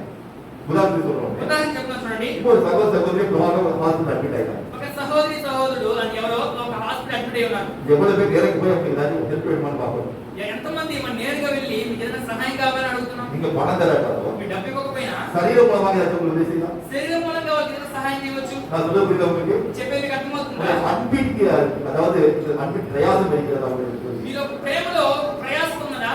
ஒரு சகோதரிக்கு ஒரு குறைவு இருக்கு. ఒక సహోదరికి ఒక కొరత ఉంది. என்ன குறைவு இருக்கு? ఏం కొరత ఉంది? ஒரு உடம்பு சரியில்லை, வீட்டுல வந்து சமையல் பண்ண முடியல. ఎందుకంటే శరీరంలో బలహీనత, ఇంట్లో ఆహారం వండలేకపోయారు. நீங்க உங்களால மட்டும் சமையல் பண்ணி உங்களுக்கு தர முடியுதா? మీరు వచ్చేసి మీ వల్ల ఇది ఆహారం వండి இவ்வளவுதான். இப்போ உங்களுக்கு ஏதோ பணக்குறைவு இருக்கு, பொருளாதார குறைவு இருக்கு. ఏదో మీకు వస్తువుల కొరత, డబ్బుల కొరత ఉంది. உங்ககிட்ட பணம் உங்களால தர முடியுதா? ఇది డబ్బు ఉంది, ఇది మీరు ఇవ్వగలుగుతున్నారా? நான் சொல்றது புரியுதா உங்களுக்கு? నేను చెప్పేది మీకు అర్థమవుతుందా? உங்களுக்கு ஒரு குறைவு இருக்கு, நான் பிரேயர் மட்டும் பண்றேன்னு சொன்னா அதனால எந்த பிரயோஜனம் இல்லை. నేను ప్రార్థన మాత్రమే చేస్తున్నాను అంటే దానిలో ఏ ప్రయోజనం లేదు. இப்போ அதை சொல்றாங்க, ఇంకొకటి చెప్తున్నారు, எனக்கு வீடு கட்ட சிஸ்டர் கொஞ்சம் எனக்கு பிரேயர் பண்ணி సిస్టర్ ఇల్లు కట్టడానికి ప్రయాసపడుతున్న ప్రార్థన చేయండి. அதுக்கு நம்ம லட்சக்கணக்கான பணம் தர முடியாது, లక్షలుగా డబ్బు ఇవ్వలేము, அதுக்கு நம்ம பிரேயர் பண்ணிக்கலாம். దానికి ప్రార్థన చేసుకోవచ్చు. ஆனா அவங்க ஒரு கஷ்டப்படுறாங்க, నేను ఒక கஷ்டపడుతున్నారు, ஒரு 200 ரூபாய் கூட இல்லாம சில கஷ்டப்படுறாங்க. 200 లేక కష్టపడుతున్నారు. ஆனா இப்ப 2000 ரூபாய் பணம் பாக்கெட் మనకి 2000 రూపాయలు తాకిట్లా ఉంది. அது 200 ரூபாய் நம்ம மனசுல வந்து என்ன என்ன మనకేంటి 200 కూడా తీసి ప్యాకెట్ నుంచి ఇవ్వడానికి మనకు ఆలోచన లేదు. இது உண்மையாக அர்ப்பணிக்கிறதா? మీకు నిజంగా ప్రేమ ఉందా? நீங்களே கேட்டுக்கொள்ளுங்க. మిమ్మల్ని మీరు అడగండి. அதைத்தான் தேவன் சொல்கிறார். ఆ విషయమే దేవుడు అడుగుతున్నాడు. ஒருவருக்கு காட்டுகிற அன்பு என்ன செய்யணுமா? இன்னும் பெருக வேண்டும். మీరు ఒకరిలో ఒకరు ప్రేమ చూపించే విషయంలో ఇంకా అత్యధికంగా పెరగవలెను. நிலைத்து போகணும். నిలిచి ఉండవలెను. அப்போதான் தேவனுக்கு முன்பாக நீங்கள் பெருகின்ற பரிசுத்தவான்களாக இருப்பீர்கள். అప్పుడే మీరు దేవుని ఎదుట మీరు అనిందిలుగా పరిశుద్ధులుగా ఉంటారు. ஓகே. சோ நம்ம வந்து அப்படி இருக்கணும். அன்பு பெருக வேண்டும் என்று பார்த்தோம். అలాగే మనం ప్రేమలో పెరగవాలని చూసాము. ஒரு உதாரணம் சொல்லிக்கிறேன். ఒక ఉదాహరణ చెప్పి మీకు అర్థమయ్యేలా చేస్తాను. டிஎல் மோடி ஒரு பெரிய ஊழியக்காரர் இருந்தாரு. డిఎల్ మోడీ ఒక పెద్ద దైవజనులు ఉన్నారు. அவரோட இந்த ஊழிய தொடர்ச்சில சின்ன சண்டே கிளாஸ் முடிச்சு சின்ன பசங்களுக்கு முடிச்சு. ఆయన చిన్న పిల్లలకు పరిచయం చేశారు. அப்புறம் பல இடங்களில் போயிட்டு பாத்தீங்கன்னா கூட்டி அவங்களுக்கு பசங்க சொல்றாங்க. అనేక చోట్లకి ఆయన వెళ్ళి పిల్లలందరినీ పిలిచి వాక్యం చెప్తారు. அதுக்கப்புறம் சுபவார்த்தை குழுவா மாறாரு. சுவிசேஷகரா மாறாரு. తర్వాత ఆయన సువార్తికుడుగా ఆయన మారాడు. அப்படி இருந்தபோது பார்த்தா அந்த குழந்தைங்களோட அந்த ஊழிய நடக்கும்போது சில குழந்தைங்க செத்து போயிருப்பாங்க. சில குழந்தைங்க செத்து போயிடுவாங்க. కొంతమంది ఆయన పరిచయం చేసేటప్పుడు ఆ కొంతమంది పిల్లలు చనిపోతారు. அப்ப அவங்க வீட்டுல அடக்காரதை கூப்பிடுறாங்க. వాళ్ళ ఇంట్లో చేసి భూస్థాపిత ఆరాధనకు పిలుస్తారు. அப்ப அவருடைய சொந்த பொண்ணு 4 வயசு கொண்டு அந்த பணியை வந்து ஆட்சி போவாரு. ఆయన సొంత బిడ్డకి 4 సంవత్సరాలు ఆ బిడ్డగా తీసుకెళ్తాడు. அப்ப பார்த்தா அந்த பிரேயர் பண்ணி பிரார்த்தனை பண்ணிட்டு வருவாரு. అలా ప్రార్థన చేసి వస్తాడు. அப்ப ஒரு முறை வந்து அவருடைய பொண்ணு வந்து அவருக்கு கேட்டுச்சு.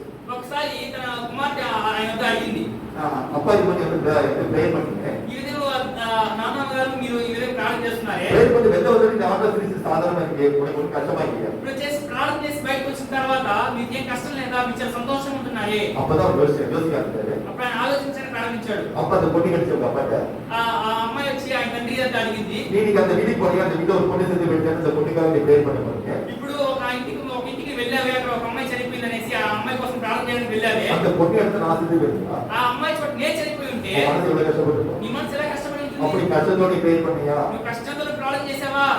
அங்கிலிருந்து ஒரு வாழ்க்கை மாறியது. ఆ రోజు నుంచి ఆయన జీవితం మారింది. அதான் உண்மையாவே மற்றவர்கள் அன்பு தெரியுமா? నిజంగా ఇప్పటి ఇతరుల పట్ల ప్రేమ చెల్లించారు. அவர் படுகிற துக்கத்தை என்னுடைய துக்கமாக நினைத்துக் கொள்வேன். ఓ ఇతరులు పడే దుఃఖాన్ని నా దుఃఖంగా అనుకుంటాను. நான் சொல்ல புரியுதா உங்களுக்கு? ఇది చెప్పేది మీకు అర్థమవుతుందా? நீங்க என்ன கஷ்டப்படுறோ அந்த கஷ்டத்தை என்னுடைய கஷ்டமாக நான் நினைத்தாதான் உங்களுக்காக நான் அன்பு செலுத்த முடியும். ఎందుకంటే మీరు పడుతున్న కష్టాన్ని నేను పడే కష్టంగా నేను తలుచుకుంటేనే మీ పట్ల నేను ప్రేమ చూపించగలను. உதாரணமாக உங்க வீட்டுல உங்க கணவர் ஏதோ வேலைக்கான வெளியே விட்டுட்டாரு.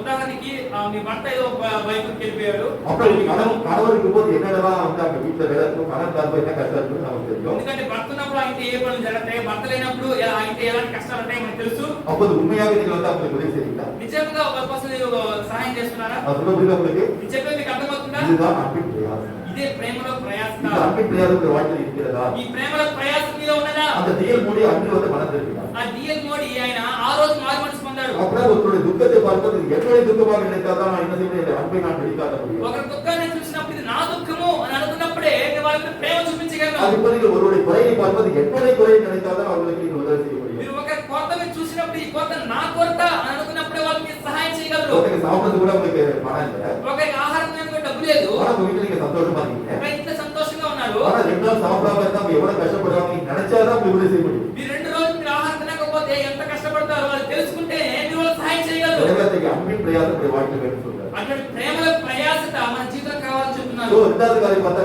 ராபராம் அன்பின் பிரயாசம் வேண்டும். రెండో ప్రేమలో ప్రయాసపడ్డ ఆయన విషయం గురించి చెప్తున్నారు. மூன்றாவது காரியம் என்ன? మూడో కార్యం ఏంటి? We have to follow the word of the God.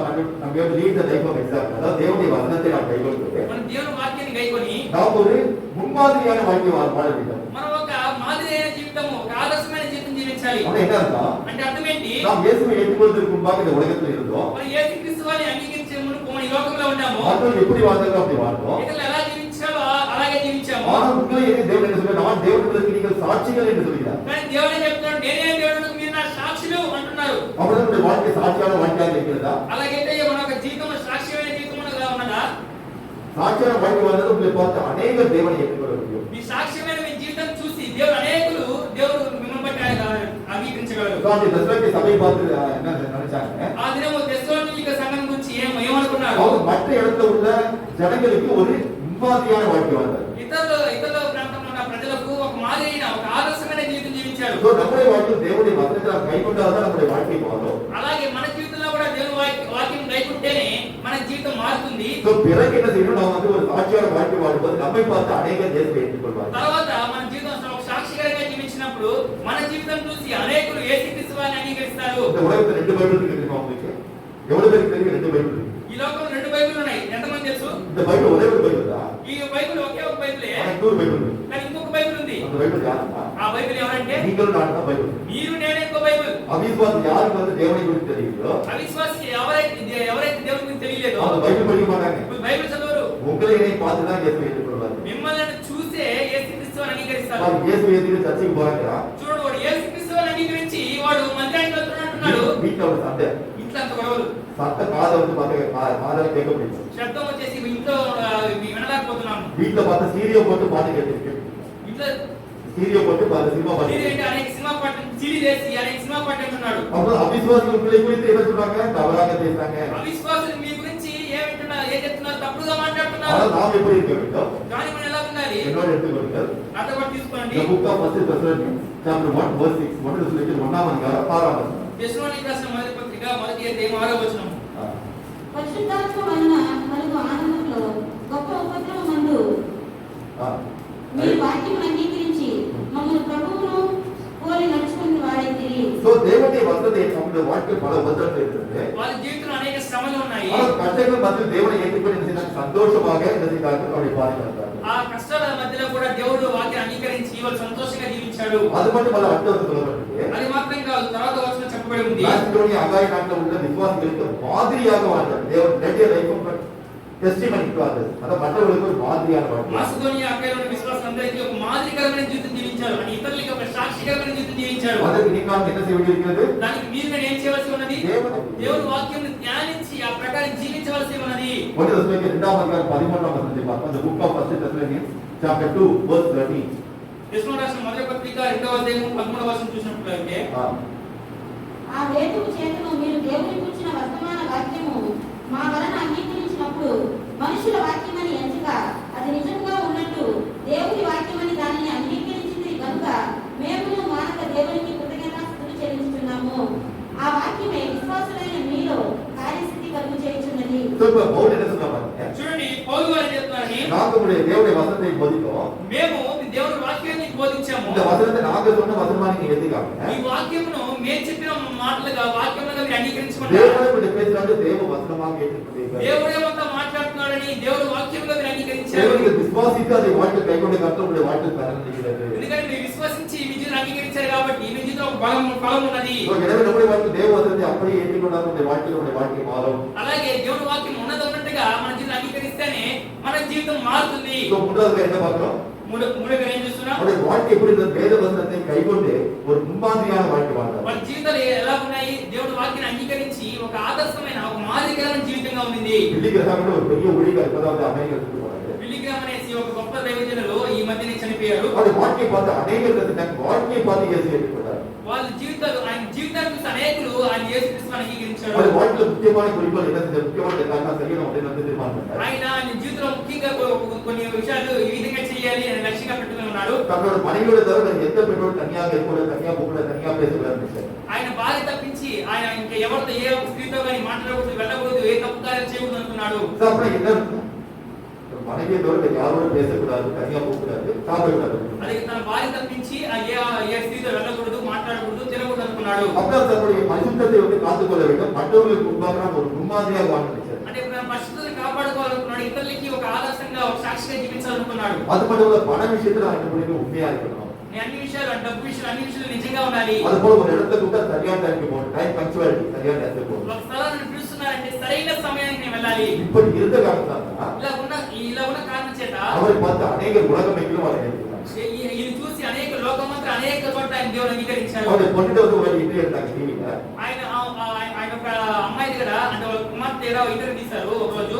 அப்போ வந்து ஒரு ఇంటర్వ్యూ கேட்டவர் சொன்னாங்க, బిల్లీ గ్రహాం అపార్ట్మెంట్ పిలిచే కూడా నేను అడిగాను. బిల్లీ గ్రహాం అయిన మీ తండ్రి యొద్ద మీకు ఇష్టమైన కార్యం ఏమిటి అని ఆ అమ్మాయిని అడిగినప్పుడు எங்க அப்பாட்ட மிக பிடிச்ச கூட என்னன்னா, నా తండ్రి యొద్ద చాలా ఇష్టమైన కార్యం ఏంటంటే அவர் என்ன போதிக்கிறாரோ அதான் வீட்டுல செய்வார். ఆ ఇంట్లో ఆయన ఏదైతే బోధిస్తున్నాడో అది ఇంట్లో చేస్తాడు. அவர் வீட்டுல செய்யாதுதான் சொல்றாரு. ఆ ఇంట్లో ఏదైతే చేస్తాడో అది అక్కడ బోధిస్తాడు. யோசிச்சு பாருங்க, வீட்டுல ஒரு சாட்சியான வாழ்க்கை வாழ்ந்தார். ఆ ఇంట్లో ఒక సాక్ష్యమైన జీవితం జీవించాడు. எனவே தேவன் நம்முடைய வாழ்க்கை எதிர்பார்த்திருக்காரு. దేవుడు మన చేత చూసే కార్యం ఏంటి? அது தாவீது சொன்னா, అది దావీదు చెప్తున్నాడు. நான் உத்தம இதயத்தோடு வீட்டுல நடக்கிறேன். నేను ఉత్తమ హృదయంతో నేను ఇంట్లో నా ఇంట్లో నడుచుకుంటాను. மாதிரி எந்த வருவீங்க? ఎప్పుడు నా ఎదురు మీరు వచ్చారు. எனவே நம்முடைய வாழ்க்கை எப்படி ஒரு சாட்சியான வாழ்க்கை வாழ வேண்டும். మన జీవితంలో ఒక సాక్ష్యమైన జీవితం జీవించాలి. நம்மை பார்த்து அநேகர் இயேசு ஏற்றுக்கொள்ள வேண்டும். మనం చూసి అనేక యేసుక్రీస్తుని అంగీకరించాలి. ஒருவர் நம்மை பார்த்து இயேசு விட்டு போகக்கூடாது. ఎన్నడూ మనం చూసి యేసుక్రీస్తు విశ్వాసాన్ని విడిచిపెట్టి So, వెళ్ళిపోకూడదు. 4வது காரியம் பார்க்க போறோம். నాలుగో కార్యం చూడబోతున్నాం. So, preaching the gospel. என்ன செஞ்சாங்க?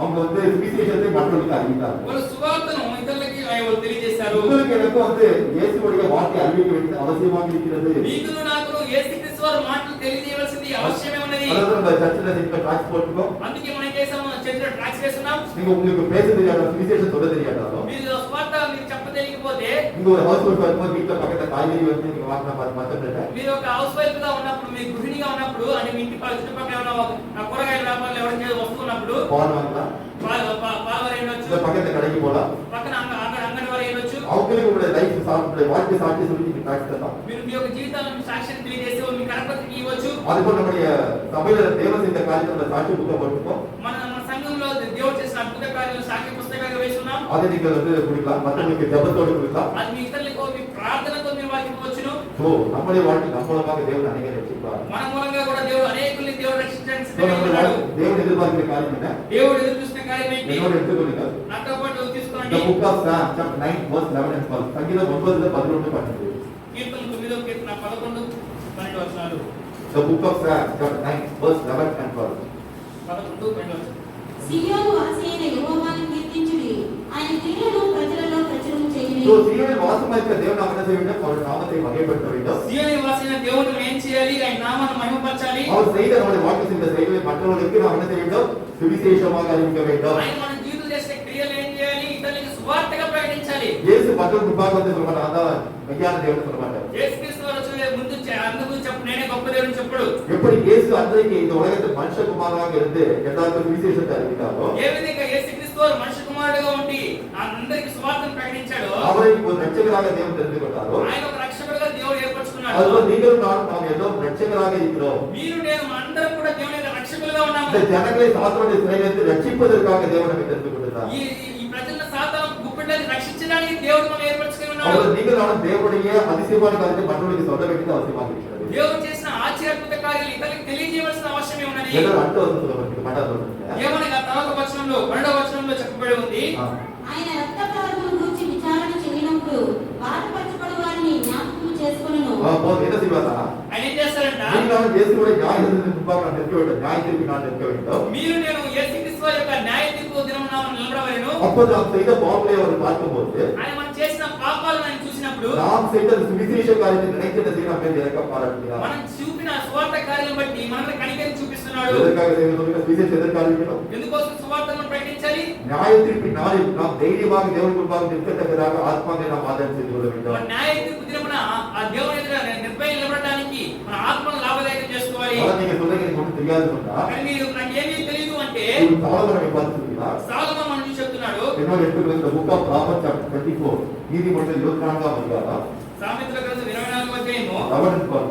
11 మరియు 12. Proverbs chapter 24 verse 11 and 12.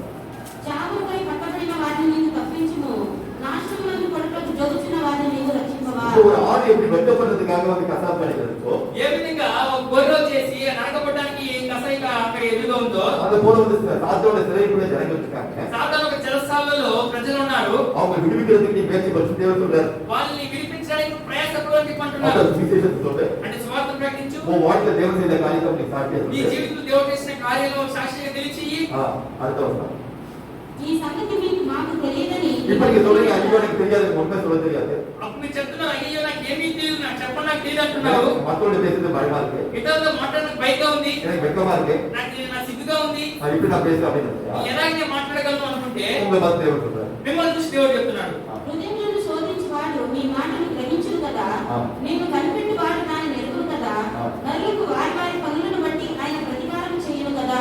நாம் நம்ம இதயம் எப்படி பண்ண தேவனுக்கு தெரியும், మన హృదయం ఎటువంటిది దేవుడికి తెలుసు, நம்மை சோதிக்கிறவருக்கு தெரியாதா, మన శోధించే ఆయనకి తెలియదా, நம்முடைய ஆத்மாவிற்காக கவனிக்காம இருப்பார் మన அவர். ఆత్మను కాచే ఆయన గమనించకుండా ఉంటాడా, அந்த கிரியைக்கு தக்கதாக அவர் தான் பார்த்துக்கிறாரு. మన క్రియ తగ్గట్టుగా ఆయన ప్రతిపాదిస్తున్నాడు. எனவே நாம் விசேஷத்தை அறிந்தாதான் நமக்கு என்ன செய்யும், தேவனுடைய சமூகத்தில் இறக்கம் கிடைக்கும். మనం సువార్తను ప్రకటిస్తేనే మన దేవుని ఆయన సమూహంలో మనం వెళ్ళినప్పుడు మనకి కనికరం దొరుకుతుంది. ஒரு ఉదాహరణ சொல்றேன். ఒక ఉదాహరణ చెప్తాను. பிரான்ஸ்ல பாத்தீங்கன்னா அது ஒரு வயசான ஒரு அம்மா வந்து இருந்தாங்க. ఫ్రాన్స్ లో చూసుకుంటే ఒక వృద్ధురాలు, ఒక వయసైన ఒక వృద్ధురాలు ఉండేది. அவங்க படிக்க தெரியாது, ఆమె చదవ తెలియదు, கண்ணு தெரியாது, కళ్ళు తెలియదు. ஆனா அவங்களுக்கு வந்து இயேசுவோட வார்த்தை அனைவருக்கு சொல்லிட்டு ஆசை. కానీ యేసుక్రీస్తు వారి యొక్క మాటలను అనేకులకు చెప్పాలని ఆశ. சபையில என்ன செஞ்சாரு, பாஸ்டர் போய் கேட்டாரு. సంఘంలో கேட்டாங்க. సంఘంలో పాస్టర్ గారికి ஒரு பைபிள் வாங்கிட்டாங்க அவருக்கு. ఒక బైబిల్ తీసుకుని ఆ దగ్గర నుంచి யோவான் 3:16 அப்ளை பண்ணிட்டாங்க. యోహాను 3:16 వచనాన్ని అండర్లైన్ చేసి ఉన్నారు. அந்த வசனம் என்ன சொல்லுது? ఆ వాక్యం చెప్తుంది, தேவனுடைய ஒரே குமாரன் விசுவாசி எவனோ அவன் கெட்டு போக நிச்சயம் தேவன் அடைபடிக்க அவரை தந்த இவ்வளவாய் உலகத்தை அன்பு கொடுத்தார். 3:16. The book of John chapter 3 verse 16. யோவான் 3:16. యోహాను సువార్త 3:16. దేవుడు లోకం ఎంతగానో ప్రేమించెను, కాగా ఆయన తన అద్వితీయ కుమారునిగా పుట్టిన వాని యందు విశ్వాసముంచు ప్రతి వాడును నశింపక నిత్య జీవం పొందినట్లు ఆయన అనుగ్రహించెను. எனவே யார் கெட்டு போகாம நித்திய ஜீவன் அடைவதற்காக இயேசுவை தந்தார் அப்படிங்கிற வசனம். అని ఎవరు నశించుకోకుండా యేసుక్రీస్తు వారు మనకి ఇచ్చారు అని చెప్పేసి చెప్పబడుతున్నది. ఇవన్నీ సెకండ్ రెడ్ పెన్నాల అటెండ్ పెట్టాங்க. ரெட் பெண்ணால அட்டெண்ட் பண்ணிட்டாங்க. ரெட் பென் తో అండర్లైన్ చేస్తున్నారు. அட்டெண்ட் பண்ணி இருந்தாங்க. ஸ்கூலுக்கு முன்னாடி இருந்தாங்க. ஸ்கூலுக்கு ముందుగా ఉన్నారు. அப்ப அந்த ஸ்கூல்ல இருந்து பசங்க வரும்போது ஸ்கூல்ல పిల్లలు వచ్చినప్పుడు ஒரு பையன் கூடுவாங்க. ఒక పిల్లలు పిలుస్తారు.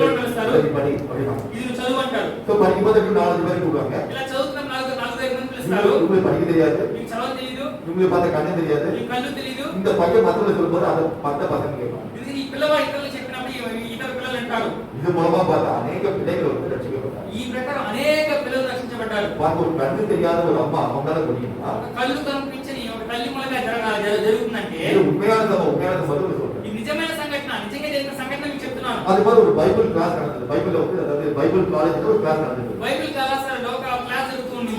அப்போ வந்து பார்த்தா வந்து கேட்டாரு, அதாவது இயேசு என்ன சொல்றாரு, நீங்க பூமிக்கு உப்பாக இருக்கீங்கன்னு சொல்றாரு தேவன். అప్పుడు యేసుక్రీస్తు వారు ఈ భూమికి మీరు ఉప్పై ఉన్నారని చెప్తున్నారే. அந்த உப்புனா என்ன అర్థం? நீங்க சொல்லுங்க அப்படியே. ఉప్పు అంటే అర్థం ఏంటి మీకు చెప్పండి అని అడుగుతున్నారు. ஒவ்வொருத்தரும் என்ன சொல்றாங்க? ఒక్కొక్కరు లేచి చెప్తున్నారు. ஒருத்தர் சொல்றாங்க பரிசுத்தமா இருக்கணும் அதுதான் உப்பாக இருக்குன்னு சொல்றாங்க. పరిశుద్ధంగా ఉండాలి అంటున్నాడు, అందుకు ఉప్పుగా ఉంటున్నాడు. ரெண்டாவது சொல்றாங்க மத்தவங்க பிரயோஜனமா இருக்கணும் அதுதான் உப்புன்னு சொல்றாங்க. ఇతరులకు ప్రయోజనంగా ఉండాలి, అందుకు ఉప్పు అంటున్నారు. அப்போ ஒரு பொண்ணு என்ன சொல்லுச்சு? ఒక అమ్మాయి లేచి చెప్పింది, உப்பு சாப்பிட்டா நமக்கு தாகம் வரும், தண்ணி குடிக்கணும், அதனால வந்து உப்புன்னு சொல்றாங்க. ఎందుకంటే ఉప్పు తింటే మన దాహం వస్తుంది, నీళ్ళు తాగాలి అందుకని చెప్పేసి. நமக்கு என்ன வேணும்? தாகம் வேணும். தாகம் என்ன அர்த்தம்? అంటే ఏం కావాలి మనకి? దాహం కావాలి. எப்படி அந்த உப்பை சாப்பிட்டா தண்ணி குடிக்கணுங்கிற ஒரு தாகம் வருதோ, ఏ విధంగా ఉప్పు తింటే ఆ నీళ్ళు తాగాలి ఒక దాహం వస్తుంది. அது போல இயேசுவை மற்றவர்களுக்கு அறிவிக்க வேண்டும், தாகம் வேண்டும். యేసుక్రీస్తు వారు ఇతరులకు తెలియచేయరు, ఒక దాహం కావాలి. உங்களுக்கு ஒரு உதாரணம் சொல்லி புரியுது. ఒక ఉదాహరణ చెప్పి తెలియజేస్తాను. இன்னொரு எடுத்து பாருங்க, the book of John chapter 1 verse 44 to 49. யோவான் 1ஆம் அதிகாரம் యోహాను సువార్త మొదటి అధ్యాయము 44 to 49. 44 వచనాలు. The book of John chapter 1 44 to 49. இத பாருங்க என்ன நடக்குதுன்னா, ఇందులో చూడండి ఏం జరుగుతుందంటే, பிலிப்புங்கிற ஒரு சீஷன் வந்து இயேசுக்கு இருக்கான். ఫిలిప్పు అనే ఒక శిష్యుడు యేసుక్రీస్తు వారికి ఉన్నాడు. இந்த பிலிப்புக்கு தெரிஞ்சு போச்சு இயேசு தான் வந்து தேவகுமாரன் தெரிஞ்சு போச்சு. ఈ ఫిలిప్పు తెలిసిపోయింది యేసుక్రీస్తు వారే దైవ కుమారుడని. இப்போ இவன் என்ன செய்றான்னு பாப்போம். ఇతడు ఏం చేస్తున్నాడు చూద్దాం. அது படி. చదవండి. ఫిలిప్పు బెత్సయిదా వాడు అనగా ఆంద్రేయ పేతురు అనువారి పట్టణపు కాపరస్తుడు. ஓகே, பெத்சாயிதாங்கிற ஒரு கிராமத்தை சேர்ந்தவன். అతను బెత్సయిదా ఒక గ్రామానికి చెందినవాడు. ఫిలిప్పు నతనయేలును కనుగొని ధర్మశాస్త్రంలో మోషేయు ప్రవక్తలను ఎవరిని గురించి వ్రాసిరో ఆయనను కనుగొంటిమి. ఆయన యోసేపు కుమారుడైన నజరేయుడకు యేసు అని అతనితో చెప్పెను. సో நாத்தான் அந்த பேதுரு முன்னாடி பேசுறான். நாத்தான் என்கிற ஒரு சீஷன் வந்து என்ன செய்றாரு? నతనయేలును ఒక శిష్యుని ఏం அவன் வந்து చేస్తున్నాడు? இயேசுவை அறியாதவன். అతను యేసుక్రీస్తు ఎరగినవాడు. அவன்கிட்ட போய் சொல்றாரு, అతని యొద్దకు వెళ్ళి చెప్తున్నాడు, இந்த மாதிரி வந்து மோசே மற்ற தீர்க்கதரிசிகள் சொன்ன அந்த அவரை நாங்க சந்திச்சோம். మోషే ఇతర ప్రవక్తలు చెప్పిన ఆ వ్యక్తిని మేము కనుగొంటిమి. அவர் யாருன்னா யோசேப்புடைய குமாரன் நாங்க இயேசு கிறிஸ்துவார். అప్పుడు యోసేపు కుమారుని యేసుక్రీస్తు వారు. அப்படி சொல்லும்போது அப்ப வந்து இப்ப நாத்தான் என்ன சொல்றான்? అప్పుడు అలా చెప్పిన నతనయేలు ఏం చెప్తున్నాడు? అందుకు నతనయేలు నజరేతులో నుండి మంచిదేదైనా రాగలదా అని అతనిని అడుగుగా, நீ நாசரேத்ங்கிற ஊர்ல வந்து தேவகுமார் மந்திரிகா சொல்லி அது எப்படி முடியுமா அப்படின்னு கேட்கிறான். నజరేతు నుంచి దైవ కుమారుడు వచ్చేటట్టుండే అది సాధ్యమేనా అన్నాడు అనుకున్నాడు. பிலிப்பு என்ன சொல்றான்? ఫిలిప్ ఏం చెప్తున్నాడు? நீ வந்து பார், இயேசுவை வந்து பார் அப்படிங்கிறான். నువ్వు వచ్చి చూడము, యేసుక్రీస్తును వచ్చి చూడము. వచ్చి చూడమని ఫిలిప్పు అతనితో అనెను. அது போல வரும்போது ఆ ప్రకారం వచ్చినప్పుడు இப்ப இயேசு அவனை குறித்து சொல்கிறார். என்ன பாவம்? యేసుక్రీస్తు అతను చెప్తున్నాడు. ఏం చెప్తున్నాడు చూద్దాం. యేసు నతనయేలు తన యొద్దకు వచ్చిన చూచి, ఇదిగో ఇతడు నిజముగా ఇశ్రాయేలీయుడు, ఇతని యందు ఏ కపటమును లేదని అతని గురించి చెప్పెను. சரி, அவனை பார்த்து சொல்ற கபடம் இல்லாத உத்தம இஸ்ரவேலன் என்று அவனை பார்த்து சொல்றான். అతనికి కపటం లేని ఉత్తమ ఇశ్రాయేలు వాడు అని చెప్పి చెప్తున్నాడు. அதை கேட்க ராஜபலுக்கு ஆச்சரியமா இருக்கு. என்ன குறித்து உங்களுக்கு எப்படி தெரியும் அப்படின்னு கேட்கிறான். నా చూసి నతనయేలుకు ఆశ్చర్యమైంది, నా గురించి మీకు ఎలా తెలుసు? ஏன்னா இதான் நீங்க ஃபர்ஸ்ட் டைம் என்ன பார்த்தீங்க, உங்களுக்கு எப்படி தெரியும் கேட்கிறான். ఇదే మొదటిసారి నేను చూస్తున్నా, నా గురించి మీకు ఎలా తెలుసు? నెక్స్ట్ నన్ను నీవు ఎలాగూ ఎరుగుదు అని నతనయేలు ఆయనను అడుగుగా, యేసు ఫిలిప్పు నిన్ను పిలువక మునుపే నీవు ఆ అంజూరపు చెట్టు క్రింద ఉన్నప్పుడే నిన్ను చూచితినని అతనితో చెప్పెను. நீ நான்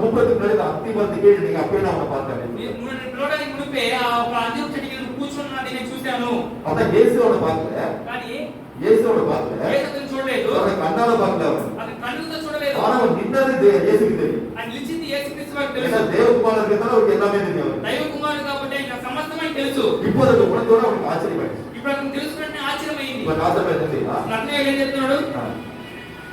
నతనయేలు బోధకుడా, నీవు దేవుని కుమారుడవు, ఇశ్రాయేలు రాజువు అని ఆయనకు ఉత్తరమిచ్చాడు. இப்போ எழுதுறது நீ தேவகுமாரன் அப்படின்னு அவன் புரிஞ்சுக்கலாம். నువ్వు దైవ కుమారుడు అని చెప్పేసి అతను తెలుసుకున్నాడు. நான் சொல்றது புரியுதா? నేను చెప్పేది మీకు అర్థమవుతుందా? அந்த பூமிக்கு உப்பா இருக்கணும் அர்த்தம். భూమికి ఉప్పుగా ఉంటే అర్థం ఏంటి? நமக்கு தாகம் வேண்டிய நாம் thirsty upon the God. நாம் தேவனுக்கு தாகம் మన இருக்கிறது. దేవునికి ఒక దాహము కావాలను. அப்படி இருந்தால் ஜனங்களை தேவ பக்கமாக கொண்டு வருவதற்கு நமக்கு ஒரு உத்வேகம் ఈ வேண்டும். ప్రజలను దేవుని వైపు తీసుకురావడానికి ఒక ఉద్రేకత కావాలి. அந்த பிலிப்பு என்ன செய்தார்? అది ఫిలిప్ ఏం చేశాడు? நீ வந்து பார் என்று நாத்தானை கூப்பிட்டார். నువ్వు వచ్చి చూడు అని నతనయేలుకి చెప్పాడు. இந்த நாத்தானை பிலிப்பு என்னவாக மாறினார்? ஒரு அப்போஸ்தலனாக ఈ மாறினார். నతనయేలు తర్వాత ఇక్కడ ఎలా మారి ఒక అపోస్తలుడుగా మారాడు. எனவே நம்முடைய வாழ்க்கையிலோ మన జీవితంలో కూడా நாம் சுவிசேஷத்தை சொல்ல வேண்டும் அது మన பார்க்கணும். సువార్త ప్రకటించవలసిన ముఖ్యమే ఉంది. సో దేవుడు நம்முடைய வாழ்க்கையை எதிர்பார்க்கிற நான்கு காரியத்தை பார்த்தோம். దేవుడు మనకి ఎదురు చూసే కారణం 4 కార్యాలు చూసాము. முதல் காரியம் என்ன பார்த்தோம்? మొదటిగా ఏం చూసాము? நம்முடைய வாழ்க்கையில் விசுவாசத்திற்கு ஆற்றல் இயேசு நம்பிக்கை பொறுத்து அதிகமாக இருக்கும். మొదటి విశ్వాస క్రియలు, యేసుక్రీస్తు నమ్మకము, ఓర్పు కలిగి ఉండాలని చూసాము. இரண்டாவது நம்முடைய வாழ்க்கையில் அன்பின் பிரயாசம் அதிகமாக இருக்க வேண்டும். రెండోది ప్రేమ ప్రయాస అత్యధిక కావాలని చూసాము. மூன்றாவது வேத வசனத்தை நாம் வந்து கைக்கொண்டு சாட்சியாக வாழ வேண்டும். మూడోది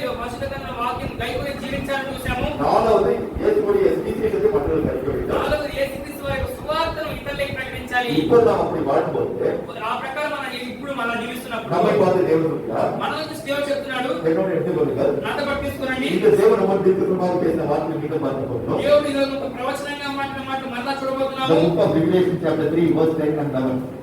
ప్రకటన గ్రంథం 3వ అధ్యాయం 10 11. ప్రకటన గ్రంథము 3వ అధ్యాయము 10 మరియు 11 వచనాలు. The book of Revelation chapter 3 verse 10 and 11. வெளிப்படுத்தல் விசேஷம் 3వ అధ్యాయం 10వ 11వ వచనాలు. నీవు నా ఓర్పు విషయమైన వాక్యమును గైకొంటివి కనుక భూనివాసులను శోధించుటకు లోకమంతటి మీదకి రాబో శోధన కాలంలో నేను నిన్ను కాపాడెదను. எனவே நாம் தேவனுடைய வசனத்தின்படி நாம் வாழ்ந்து நாம் விசுவாசத்தோடு நம்பிக்கையோடு நாம் வாழும்போது మన దేవుని వాక్యాన్ని గైకొని విశ్వాసంతో నమ్మకం కలిగి జీవించినప్పుడు, நாம் பொறுமையோடு வாழும்போது ఓర్పు కలిగి జీవించినప్పుడు இந்த உலகத்தில் எப்படிப்பட்ட ஆபத்துகள் வந்தாலும் ఈ లోకంలో ఎటువంటి శ్రమలు కలిగినను, அது கொரோனா வைரஸா இருக்கலாம், కరోనా వైరస్ అయ్యొచ్చు, இனி வர ஆபத்துகளா இருக்கலாம், రానున్న ఆపద అయ్యొచ్చు, எல்லா ஆபத்தும் தேவன் விடுவிப்பார். సమస్త ఆపదలను దేవుడు రక్షిస్తాడు. నేను త్వరగా వచ్చుచున్నాను.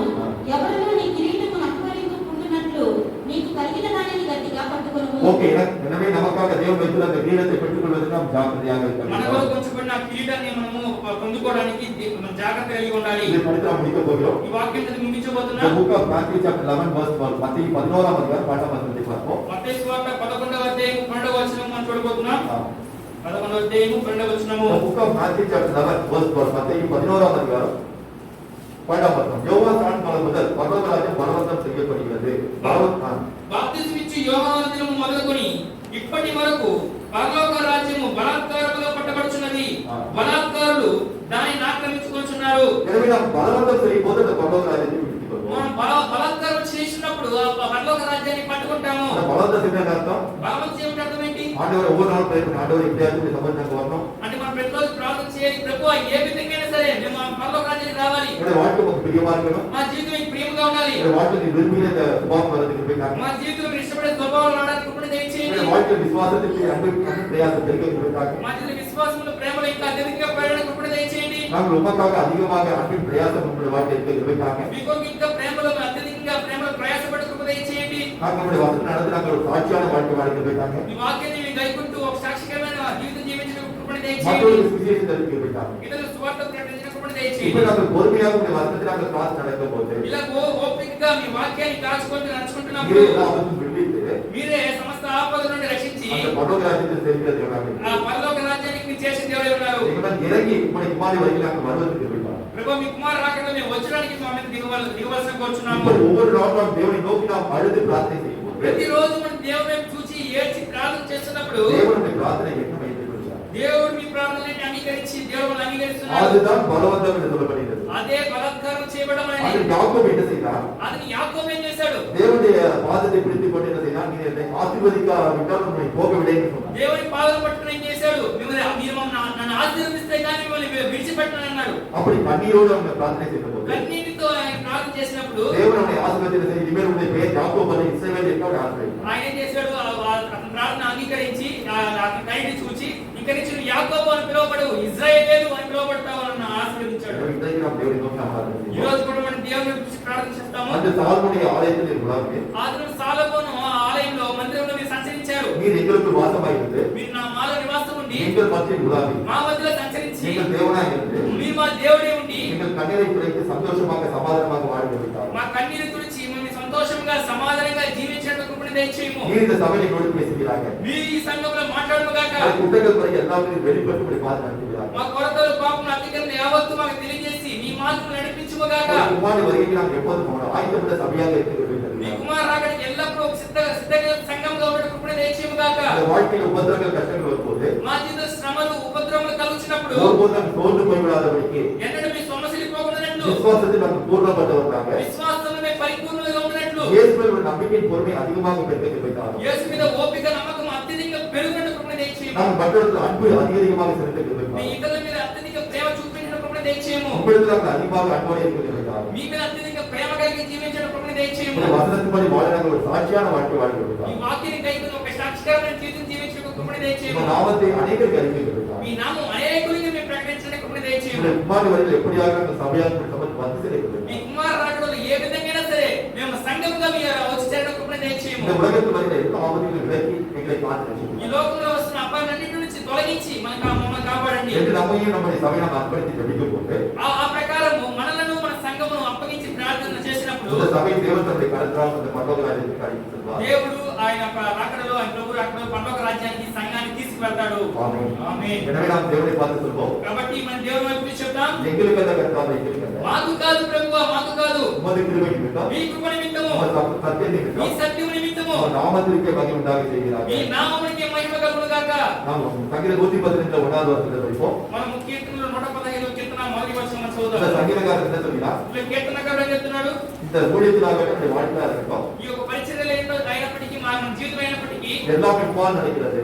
అంత సమస్త నీ వల్ల జరుగుతున్నది. எங்களால் ஒன்றுமே எங்களால் ஆகாது. మా వల్ల ఏమీ అవ్వదు. எனவே நாங்கள் கிருபை எல்லாம் உங்களுடைய கிருபைதான் நாங்கள் செய்கிறோம். మేము చేసే ప్రతి కార్యము మీ కృపను బట్టి చేస్తున్నాము. உங்கள் நாமத்திற்கு மகிமை உண்டாகத்தக்கதாக మీ வழிநடத்துகிறோம். నామానికి మహిమ కలిగిన విధంగా మమ్మల్ని నడిపించండి. இப்ப சங்கீத 115 ஒன்று படிப்போம். కీర్తన 115 కీర్తన మొదటి వచనం చదువుదాం. ஆ. మాకు కాదు యెహోవా, మాకు కాదు, నీ కృప సత్యమును బట్టి నీ నామమునికే మహిమ కలుగును గాక. ஆமென். நாமத்திற்கு மகிமை உண்டாகத்தக்கதாக சபை நடத்துவார்கள். ఆయన నామానికి మహిమ పడే విధంగా ఈ సంఘం నడిపించును గాక. நாம் எல்லாரும் சேர்ந்து பாட போகிறோம். మనందరూ కలిసి పాడబోతున్నాం. என்ன பாட போகிறோம் என்றால், ఏం పాట పాడబోతున్నాం? மாக்கு காது பிரபுவா மாக்கு காது, మాకు కాదు ప్రభువా, మాకు కాదు, நீ கிருபையே, నీ కృపయే, நீ சத்தியமே, నీ సత్యమే, நீ நாமமுக்கே மகிமை. మీ నామముకే మహిమ కలుగును గాక. ஆமென். ఆమేన్. நாம் சேர்ந்து பாடுவோமா? మనందరూ కలిసి పాడదామా? எங்கள் வாழ்க்கை மூலமாக, మా జీవితం మూలంగా, எங்கள் சபை மூலமாக, ఆ సంఘము మూలంగా நாமத்திற்கு மாத்திரமே மகிமை உண்டாவதாக. మీ నామముకు మాత్రమే మహిమ కలుగును గాక. நாங்கள் அபூர்வமான இந்த உலகத்து மனுஷர்கள், ఈ అప్రయోజనమైన ప్రయోజనం లేని ఈ లోకంలో మనుషులము, நாங்கள் ஒன்றுக்கு உதவாத ஜனங்கள், మేము దేనికి పనికిరాని ప్రజలము, மண்ணில் தோன்றி மீண்டும் இந்த மண்ணிற்கே మేము திரும்பக்கூடியவர்கள், మట్టి నుంచి రూపుపడి తిరిగి మరలా మట్టికే చేరువారము. மற்றொரு அபிஷேகம் வல்லமை இருக்கும்போது போக்காக நாங்கள் வல்லமையாக செயல்படும். మీ యొక్క మహిమ, మీ యొక్క అభిషేకం ఉన్నప్పుడు మీకు ఒక శక్తివంతంగా మేము కార్యం చేయగలము. எங்களை அர்ப்பணித்து உங்களுக்கு நாங்கள் பார்க்கிறோம். మనం అప్పగించుకొని మీ వైపు చూస్తున్నాం. ఆమేన్. ఆమేన్. మాకు కాదు ప్రభువా, మాకు కాదు, మాకు కాదు ప్రభువా, మాకు కాదు, మీ కృపయే, మీ సత్యము, మీ కృపయే, మీ సత్యము, మీ నామముకే మహిమ, మీ నామముకే మహిమ. ஆமென். நாம் பிரார்த்தனை செய்ய போகிறோம். మనం ప్రార్థన చేయబోతున్నాం. நீங்கள் அதிகமாக நேசித்து வழிநடத்த பகவத்கீதாவே, మమ్మల్ని అత్యధికంగా ప్రేమించి నడిపిస్తున్న మా మీ పగలకు తండ్రి, உமது பரிசுத்தமுள்ள நாமத்தை ஸ்தோத்திரிக்கிறோம். మీ పరిశుద్ధ నామమునికి స్తోత్రం చెల్లిస్తున్నాం. இந்நாளில் எங்கள் மேல் இறக்கம் வைத்து, ఈ రోజు మీరు మమ్మల్ని కనికరం చూపించి இந்த 5வது வருடத்தில் பிரவேசிக்க கிருபை தந்ததை ஸ்தோத்திரிக்கிறோம். ఈ 5వ సంవత్సరంలో మమ్మల్ని అడుగు పెట్టినట్టు కృప చూపారని మీ స్తోత్రం చెల్లిస్తున్నాం. அற்புதமான எங்களை வைத்து நீரை கட்டும் நாமத்தை மகிமைப்படுத்துவதற்கு ஸ்தோத்திரிக்கிறோம். ప్రయోజనం మమ్మల్ని బట్టి మీ మహిమపడుతున్న స్తోత్రం చెల్లిస్తున్నాం. உமது நாமத்தின் மூலம் மகிமை உண்டாக செய்வதாக. మీ నామాన్ని బట్టి మీ నామానికి మహిమ కలుగును గాక. அந்த சாலமோனுடைய ஆலயத்தில் உலாவிய தேவன், ఆదిమ సాగర మందిరం మీరు సంచరించిన దేవుడు, நீர் எங்கள் மத்தியில் உலாவி எங்களுக்குள் வாசமாய்ந்து வழிநடத்துவீராக. మీరే మా మధ్య సంచరించి మాలో ఉండి నడిపించండి. இந்த சபை நீரே எங்களோடு பேசுவீராக. ఈ సంఘంలో మీరే మాతో మాట్లాడండి. உங்களுடைய வாழ்க்கையில் உள்ள எல்லா துக்கங்கள் சந்தோஷத்தை எல்லாவற்றையும் மாற்றி உங்களுடைய சமுதாயத்தை ஆனந்தப்படுத்துவீராக. ప్రభువా, మా జీవితంలో దుఃఖములను అన్ని సంతోషంగా మార్చి ఈ సమూహం ఆనందింపచేయండి. இந்த நம்முடைய குமாரன் வருகைக்கு ஆயத்தப்படுகிறார். మీ కుమారుడు రాకడకు మనం సిద్ధపరచండి. நம்முடைய வாழ்க்கையில் அன்பின் பிரயாசம் அதிகமாக பெருகிறது. మా జీవితం ఇంకా ప్రేమ అత్యధిక ప్రయాసపడడం కృపణ దయచేయండి. வாழ்க்கை உபத்திரவ శ్రమలు வரும்போது మా జీవిత శ్రమలు ఉపద్రవాలు కలిగినప్పుడు நாம் సోర్ந்து పోయిவிடாதபடி మీ సమస్యలు ఉన్నట్లు இந்த விசுவாசம் பரிபூர்ணமாக இருக்கவும் మా విశ్వాసం పరిపూర్ణంగా ఉండునట్లు இயேசுவின் நம்பிக்கை பொறுமை அதிகமாக பெருகிறது. యేసుక్రీస్తులో నమ్మకము ఓర్పు అత్యధికంగా అవునట్లు కృపణ దయచేయండి. இந்த வசனப்படி நாம் நடக்கவும் మీ వాక్యం బట్టి నడుచుకుంటూ ஒரு சாட்சியாக வாழ்க்கை வாழ்ந்துவிட்டார். ఒక సాక్షికరమైన జీవితం జీవించడం కృపణ దయచేయండి. இந்த வாழ்க்கை செய்த அதிசயங்களை நாங்கள் சாட்சியாக அநேகருக்கு அறிவிக்க விரும்புகிறோம். మీరు మా జీవితం చేసిన ఆశ్చర్యకార్యము అనేకులకు మేము సాక్షిగా ప్రకటించడానికి మీరు సువార్తగా ప్రకటించడానికి కృపణ దయచేయము. ఇప్పుడు நம்ம வசனத்தின் படி நம்ம பொறுமையோடு வாழும்போது మీ వాక్యాన్ని బట్టి మీ ఓపికగా జీవించినప్పుడు எங்களுக்கு கொஞ்சம் பலமை இருந்தாலும் కొద్దిగా కొంచెమే బలం ఉన్నప్పటికీ எங்களை கைவிடாதபடிக்கு మన చేయలో ఉన్నట్లు நம்முடைய ஆபத்து காலத்தில் விடுவிக்கிற தேவனாக இருப்பதற்கு சோதரிக்கிறோம். మా అపాయ కాలంలో మనం విడిపించే దేవునికి మీకు స్తోత్రం చెల్లిస్తున్నాం. நம்முடைய குமாரனை வருகை சீக்கிரமாக இருக்கும்போதும் మీ కుమారు రాకడ అతి త్వరలో ఉన్నప్పటికీ எங்களை கைவிடாதபடிக்கு మనం చేయబడబడుతున్నట్లు வைத்திருக்கிற ஜீவக்கிரத்தை இழந்து விடாதபடிக்கு మాకు ఉంచబడిన జీవక్రీడాన్ని మేము కోల్పోకున్నట్లు உமது குமாரனை வருகை நாங்கள் வந்து சேர்ந்து விட்டார். మీ కుమారు రాకడ మేము వచ్చి చేరడానికి దయచేయము. உமக்கே உங்கள் நாமத்திற்கு மகிமை உண்டாயிருக்கிறார். మీ నామానికి మహిమ కలుగును గాక. இந்த காலத்தை அர்ப்பணிக்கிறோம். మనం తగ్గించుకుని అప్పగిస్తున్నాం. இந்த சபையை அர்ப்பணிக்கிறோம். ఈ సంఘాన్ని అప్పగిస్తున్నాం. நீ வரப்போகிற நாட்கள் உமது மகிமை இந்த சபை பெரிதாக இருக்கிறதா. రాను రోజుల ప్రభు ఈ సంఘం మీ మహిమ అత్యధికంగా ఉన్నట్టు దయచేయండి. நீரே உமது நாமத்திற்கு மகிமை உண்டாயிருக்கிறார். మీరే ప్రభు మీ నామమును మహిమ పొందుకొనండి. உமது குமாரனை வருகை எப்போது நாங்கள் கடைசியாக மகிமை சபையாக வந்து சேர்க்கிறோம். మీ కుమారు రాకడ ఎప్పుడున్నా కూడా మా సంఘం మహిమ గల సంఘంగా కనకమైన మంటల మహిమ గల సంఘం వచ్చి చేరడానికి దయచేయండి. ఆమేన్. புதியமாக அவர்களுக்கு பேசுகிறோம். స్తుతి మహిమ కనుక ప్రభు నామం చెల్లిస్తున్నాం. மீட்பர் ரட்சகருமாகிய இயேசு நமக்கு கர்த்தபிதாவே. విమోచకుడైన యేసుక్రీస్తు వారిని ప్రవచించిన మాటని పరలోక తండ్రి. ஆமென். ఆమేన్. నా నా ప్రాణమా ప్రాణమా యెహోవాను స్తుతించుము. నా అంతరంగ సమస్తమైన పరిశుద్ధాన్ని స్తుతించుము. నా ప్రాణమా యెహోవాను స్తుతించుము. ఆయన చేసిన ఉపకారములు దేనిని మరవకుము. ఆమేన్. స్తుతియో మహిమా